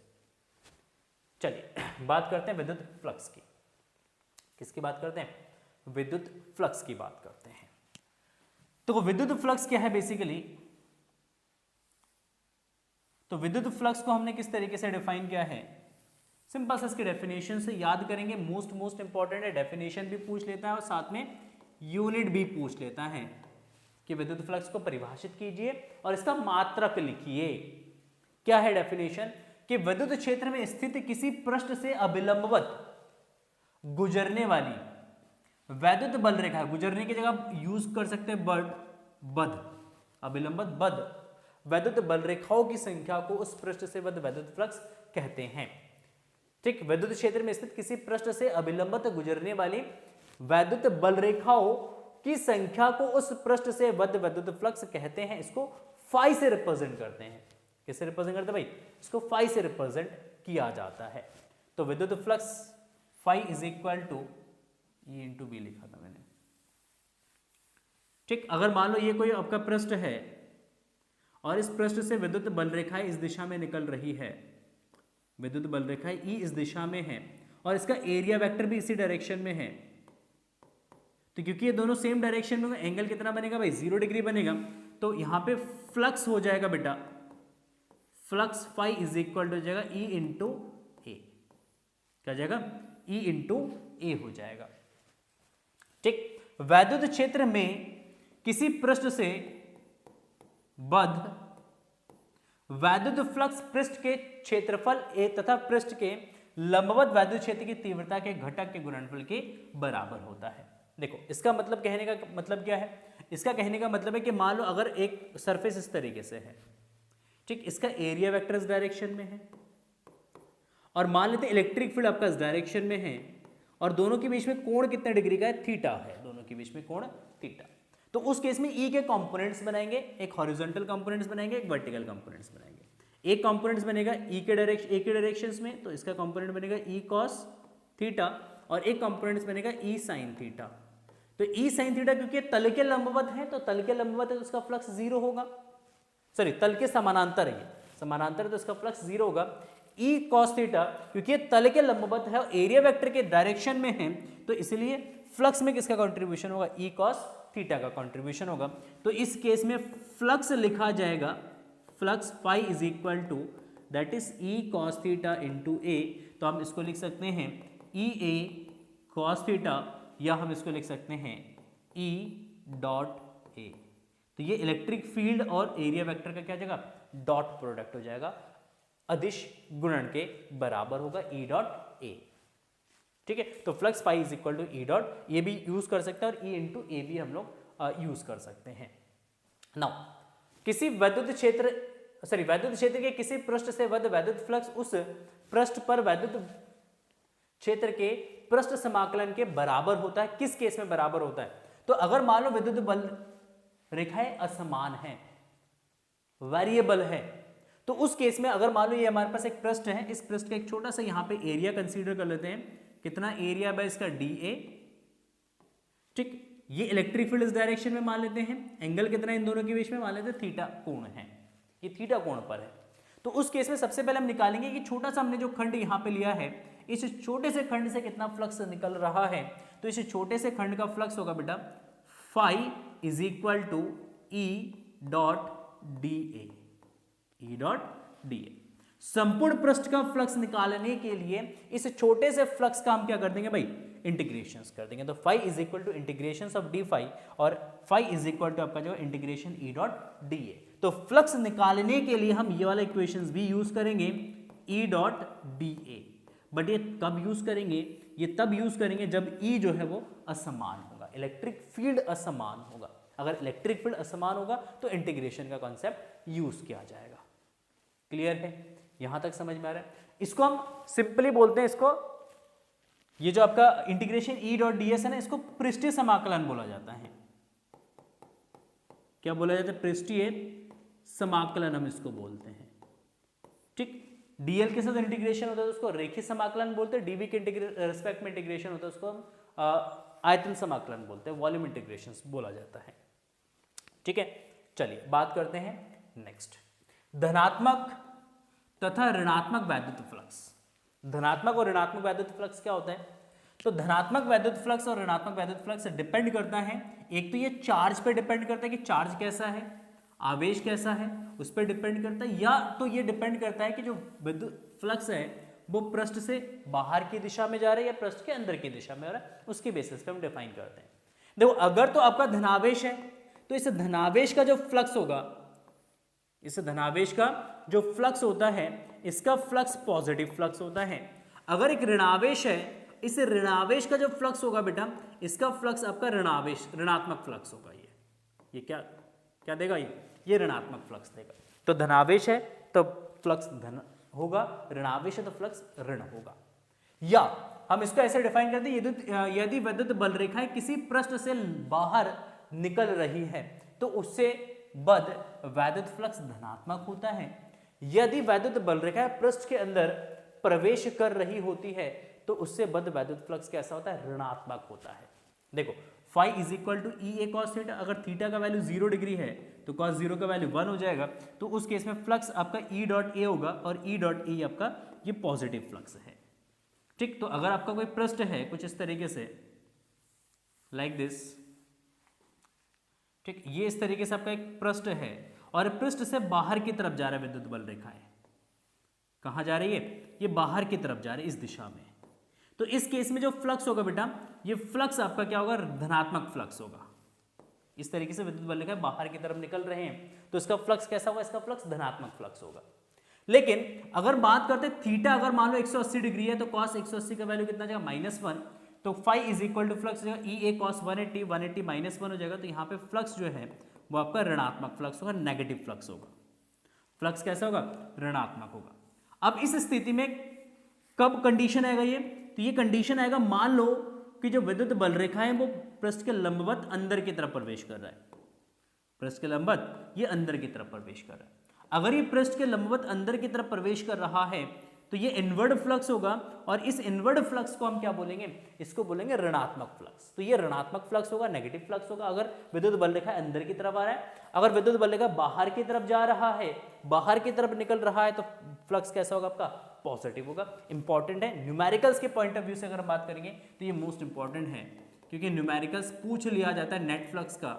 तो नेट फ्लक्स जब हम निकालते हैं तो इसी कॉन्सेप्ट का यूज करते हैं कि फ्लक्स पॉजिटिव है या नेगेटिव है, तो ये कॉन्सेप्ट हमें यूज करना पड़ता है। याद रखिएगा इसको अगर आप न्यूमेरिकल्स सॉल्व करना चाहते हैं तो। ठीक, चलिए बात करते हैं एक क्वेश्चन, चलिए बाद में बात डिस्कशन करेंगे, क्योंकि 100 इंपॉर्टेंट क्वेश्चंस की सीरीज हम लोगों ने स्टार्ट किया, 100 न्यूमेरिकल्स की सीरीज स्टार्ट किया है। तो 100 न्यूमेरिकल्स की सीरीज में बेटा सारे इंपॉर्टेंट न्यूमेरिकल्स हम लोग डिस्कस कर रहे हैं। तो न्यूमेरिकल्स अगर आपको चाहिए तो 100 इंपॉर्टेंट न्यूमेरिकल्स की जो सीरीज है उसको फॉलो करिएगा। जितने भी PYQs है, जितने भी प्रीवियस ईयर के क्वेश्चन है बेटा, उसमें हम लोग डिस्कस कर रहे हैं। तो अब जाओ जाके 100 PYQs का सीरीज, 100 न्यूमेरिकल्स का सीरीज आप लोग फॉलो करिए, सारे न्यूमेरिकल्स उसमें कवर अप है। नेक्स्ट आपका था गाउस की प्रमेय। ठीक, ये मोस्ट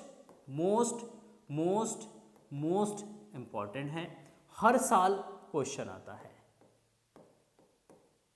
हर साल आता है। ठीक, मोस्ट इंपॉर्टेंट है, हर साल गॉस का थ्योरम पूछा जाता है बोर्ड एग्जाम में। ठीक, सिंपल सा स्टेटमेंट है, याद रखेंगे गॉस थ्योरम का स्टेटमेंट।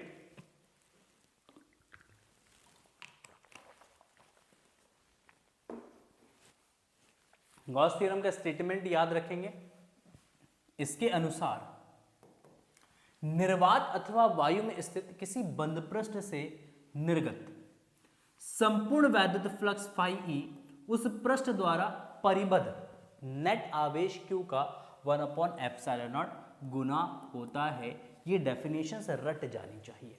किसी बंद पृष्ठ से बद्ध कुल वैद्युत फ्लक्स उस पृष्ठ द्वारा घिरे कुल आवेश Q का 1/ε0 गुना होता है। ये स्टेटमेंट आपके दिमाग जहन में बैठ जानी चाहिए, क्योंकि इस स्टेटमेंट को पूछा जाता है बोर्ड एग्जाम में। गॉस की प्रमेय को समझाइए, तो आपको समझाना पड़ता है। मैथमेटिकली गणितीय रूप में अगर हम बात करते हैं, गणितीय रूप में अगर हम बात करते हैं तो गणितीय रूप में होता है phi e is equal to integration e dot d s is equal to ये Q अपॉन एप्सिलॉन नॉट है। क्या है? Integration e dot d s is equal to Q upon epsilon naught.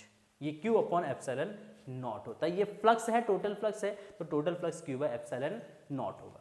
ये निर्वात के लिए है। अगर किसी माध्यम की बात करते ना, माध्यम में, तो माध्यम में इसको लिखा जाता है बेटा integration e dot d s is equal to Q by epsilon लिखा जाएगा, या इसको लिखा जाएगा Q by k epsilon naught. के यहाँ पे माध्यम का परावैद्युतांक है, तो मीडियम के लिए हम यूज करते हैं, निर्वात के लिए हम Q by epsilon not use करते हैं। देखो इसी को हम प्रूफ करेंगे। यहां पे क्या करेंगे? इसको हम प्रूफ करेंगे। ठीक है, देखो इसको प्रूफ करते हैं। सिंपल सा इसका प्रूफ है उत्पत्ति। तो देखिए उत्पत्ति, अगर हम बात करते हैं उत्पत्ति की, तो बहुत सिंपल सा इसका उत्पत्ति है। प्रूफ बहुत सिंपल है। जब भी क्वेश्चन आएगा 5 नंबर में आएगा, स्टेटमेंट भी लिखने के लिए आएगा, उत्पत्ति भी करना होगा, और इसका एक एप्लीकेशन दे रखा होगा। या तो अनंत लंबाई के चादर के कारण वैद्युत क्षेत्र निकालने के लिए कहेगा, या एक अनंत लंबाई के आवेशित तार के कारण वैद्युत क्षेत्र निकालने के लिए कहेगा। 5 नंबर में क्वेश्चन आएगा, और क्वेश्चन बहुत ईजी है। डेफिनेशंस, डेरिवेशन सब कुछ लिख के आना है। सिंपल सा डेरिवेशन है इसका, कि मान लेते हैं हमारे पास एक बिंदु आवेश रखा हुआ है बिंदु O पर, ठीक, और इस बिंदु आवेश से r दूरी पर मान लेते हैं एक बिंदु है P, ठीक, और इस बिंदु P से जाता हुआ हमने एक ड्रॉ कर दिया गॉसियन बंद पृष्ठ। ये गॉसियन पृष्ठ है, क्योंकि गाउस का जो प्रमेय है वो उस गॉसियन पृष्ठ के लिए ही एप्लीकेबल होगा, तो यहाँ पे गॉसियन पृष्ठ हो गया। ठीक, इस गॉसियन पृष्ठ में एक छोटा सा हमने एलिमेंट ले लिया भाई, कितना? ds, और ds बाहर की दिशा में होगा, और इस पॉजिटिव चार्ज के लिए इलेक्ट्रिक फील्ड भी आपका बाहर के दिशा में होगा। तो हमने कहा बिंदु आवेश के कारण इस बिंदु P पर, ये जो बिंदु आवेश है इसके कारण इस बिंदु P पर वैद्युत क्षेत्र कितना होगा? तो इसका वैद्युत क्षेत्र का इक्वेशन होता है, फॉर्मूला होता है 1/4πε0 Q बाय r²।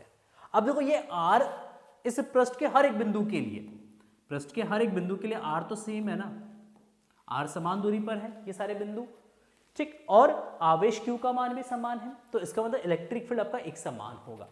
और एक समान इलेक्ट्रिक फील्ड के कारण आपको इस गॉसियन पृष्ठ का फ्लक्स निकालना है, कि इस संपूर्ण गॉसियन पृष्ठ से कितना फ्लक्स पास हो रहा है वो निकालना है। तो संपूर्ण गॉसियन पृष्ठ से बद्ध नेट फ्लक्स जो होगा ये आपका जब phi is equal to e dot a, phi is equal to e dot a होगा बेटा आपका गोलीय पृष्ठ का क्षेत्रफल। ये जो गोलीय पृष्ठ गॉसियन पृष्ठ है, इस गोलीय गॉसियन पृष्ठ का क्या निकालेंगे? क्षेत्रफल। तो गोले का पृष्ठ क्षेत्रफल क्या होता है? 4πr²। तो a इज इक्वल टू क्या आ जाएगा भाई? 4πr²। स्मॉल r है तो स्मॉल r ले लीजिएगा, 4πr²। तो यहाँ पे a को हम रिप्लेस करेंगे 4πr² से, और e का वैल्यू यहाँ से रिप्लेस कर देंगे, e का वैल्यू यहाँ से लिख लेंगे 1/4πε0 Q बाय r²। देखो r² से r² कैंसिल हो जाएगा, 4π से 4π कैंसिल हो जाएगा, क्या बचेगा? Q by ε0। और यही हमारा गॉस का थ्योरम है। तो बहुत सिंपल सा डेरिवेशन है, 3 से 4 लाइन में हम इस डेरिवेशंस को कवर कर सकते हैं। चलिए बात करते हैं इसके एप्लीकेशंस की। किसकी बात करते हैं? एप्लीकेशन की। ठीक, बिंदु आवेश के कारण वैद्युत क्षेत्र या कूलम का नियम। ठीक, तो गॉस थ्योरम से हम कूलम के नियम की उत्पत्ति कर सकते हैं। कैसे करेंगे, तो उसके लिए मान लेते हैं, अगेन सेम वही डायग्राम है कि मान लेते हैं हमारे पास बिंदु O पर एक Q आवेश रखा हुआ है, प्लस Q आवेश, और इस प्लस Q आवेश से R दूरी पर स्थित एक बिंदु P है, और इस बिंदु P पर वैद्युत क्षेत्र की तीव्रता ज्ञात करनी है। तो इस बिंदु P पर वैद्युत क्षेत्र की तीव्रता ज्ञात करने के लिए बिंदु P से जाता हुआ हम क्या ड्रॉ करेंगे, एक गॉसियन पृष्ठ ड्रॉ करेंगे। ये हमारा एक गॉसियन पृष्ठ है। क्या ये गॉसियन पृष्ठ है।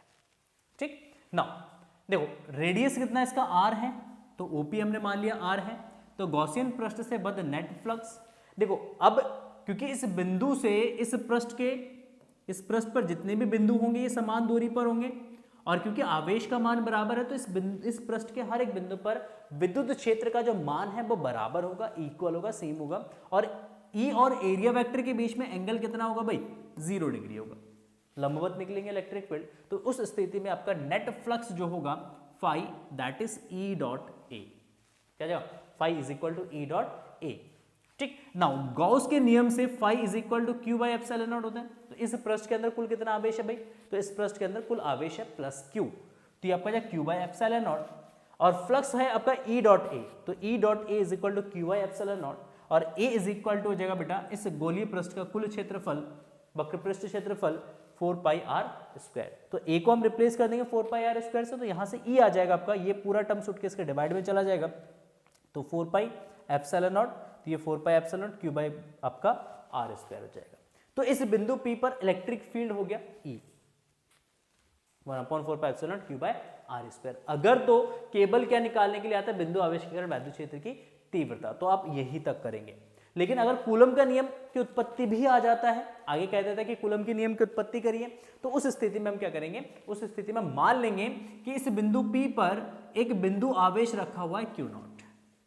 इस बिंदु P पर क्या रखा हुआ है, एक बिंदु आवेश रखा हुआ है Q नॉट, और इस बिंदु आवेश पर कितना बल लग रहा है, तो माना बिंदु P पर एक Q नॉट आवेश रखा है, अतः उस Q नॉट पर बल कितना लगेगा, तो बल लगेगा F is equal to Q not into ई।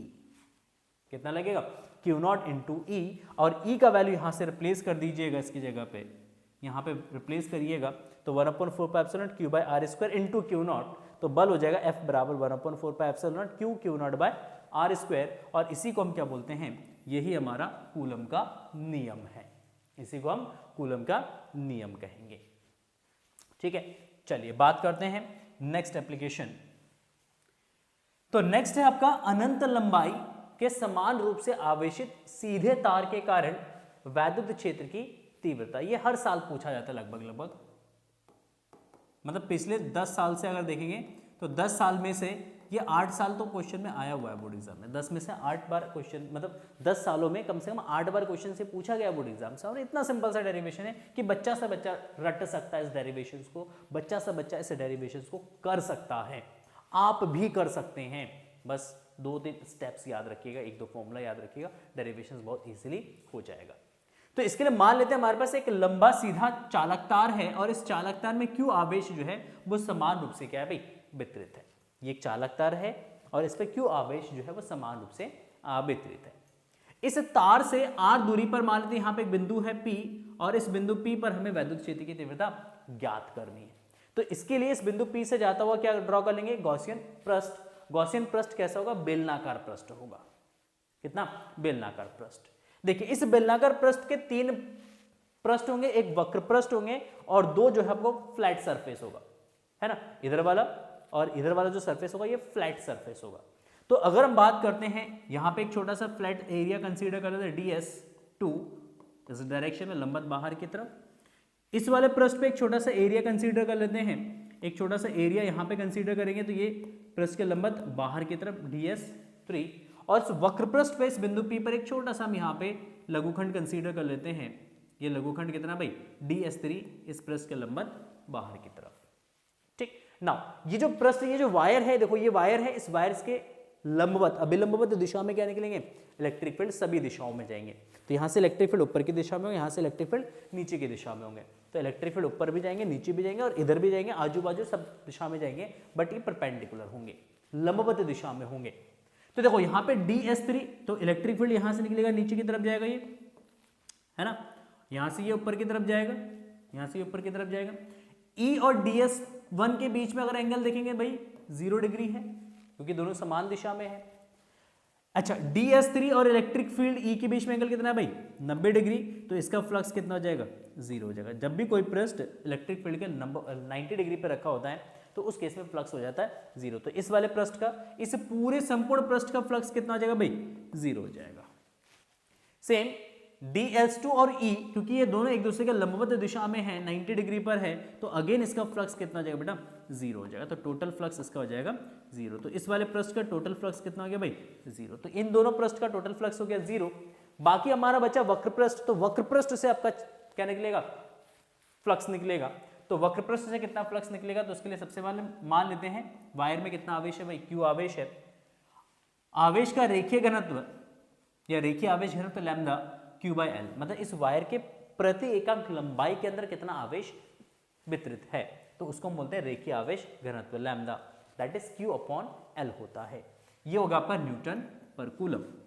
तो हमने कहा बेलनाकार गॉसियन पृष्ठ से वध नेट वैद्युत फ्लक्स कितना होगा, phi, that is equal to integration E.ds1, क्या जाएगा, इंटीग्रेशन E.ds1। केवल इस वक्र पृष्ठ से फ्लक्स निकलेगा, तो इस वक्र पृष्ठ से कितना फ्लक्स निकलेगा, तो ये आपका जाएगा इंटीग्रेशन E.ds1। नाउ अगर हम बात करते हैं गाउस के प्रमेय से, तो ये फ्लक्स किसके बराबर होगा, ये फ्लक्स होगा Q/ε0। तो ये Q/ε0 is equal to E.ds1 cos 0। cos 0 का वैल्यू 1 होता है, E कांस्टेंट रहेगा, बाहर आ जाएगा, इंटीग्रेशन ds1। ds1 को इंटीग्रेट करेंगे, ds1 का मतलब इसका संपूर्ण वक्र पृष्ठ क्षेत्रफल, संपूर्ण वक्र पृष्ठ क्षेत्रफल कितना होता है भाई बेलन का, 2πr/h होता है, बट यहाँ पे h की जगह हम ले लेंगे l, तो 2πr/l। तो यहाँ से 2πr/l उठ के इसके डिवाइड में चला जाएगा, तो यहाँ से इलेक्ट्रिक फील्ड का एक्सप्रेशन आ जाएगा E is equal to 1/2πε0 Q/r into l। देखो Q/l, ये जो Q/l है, इस Q/l को हम क्या लिख सकते हैं भाई, लैम्डा लिख सकते हैं। तो Q/l को हम लैम्डा से रिप्लेस कर देंगे, तो इलेक्ट्रिक फील्ड आ जाएगा E is equal to 1/2πε0 lambda upon r, newton पर कूलम। ठीक, तो ये इलेक्ट्रिक फील्ड का एक्सप्रेशन आ जाएगा एक रेखीय आवेश के कारण।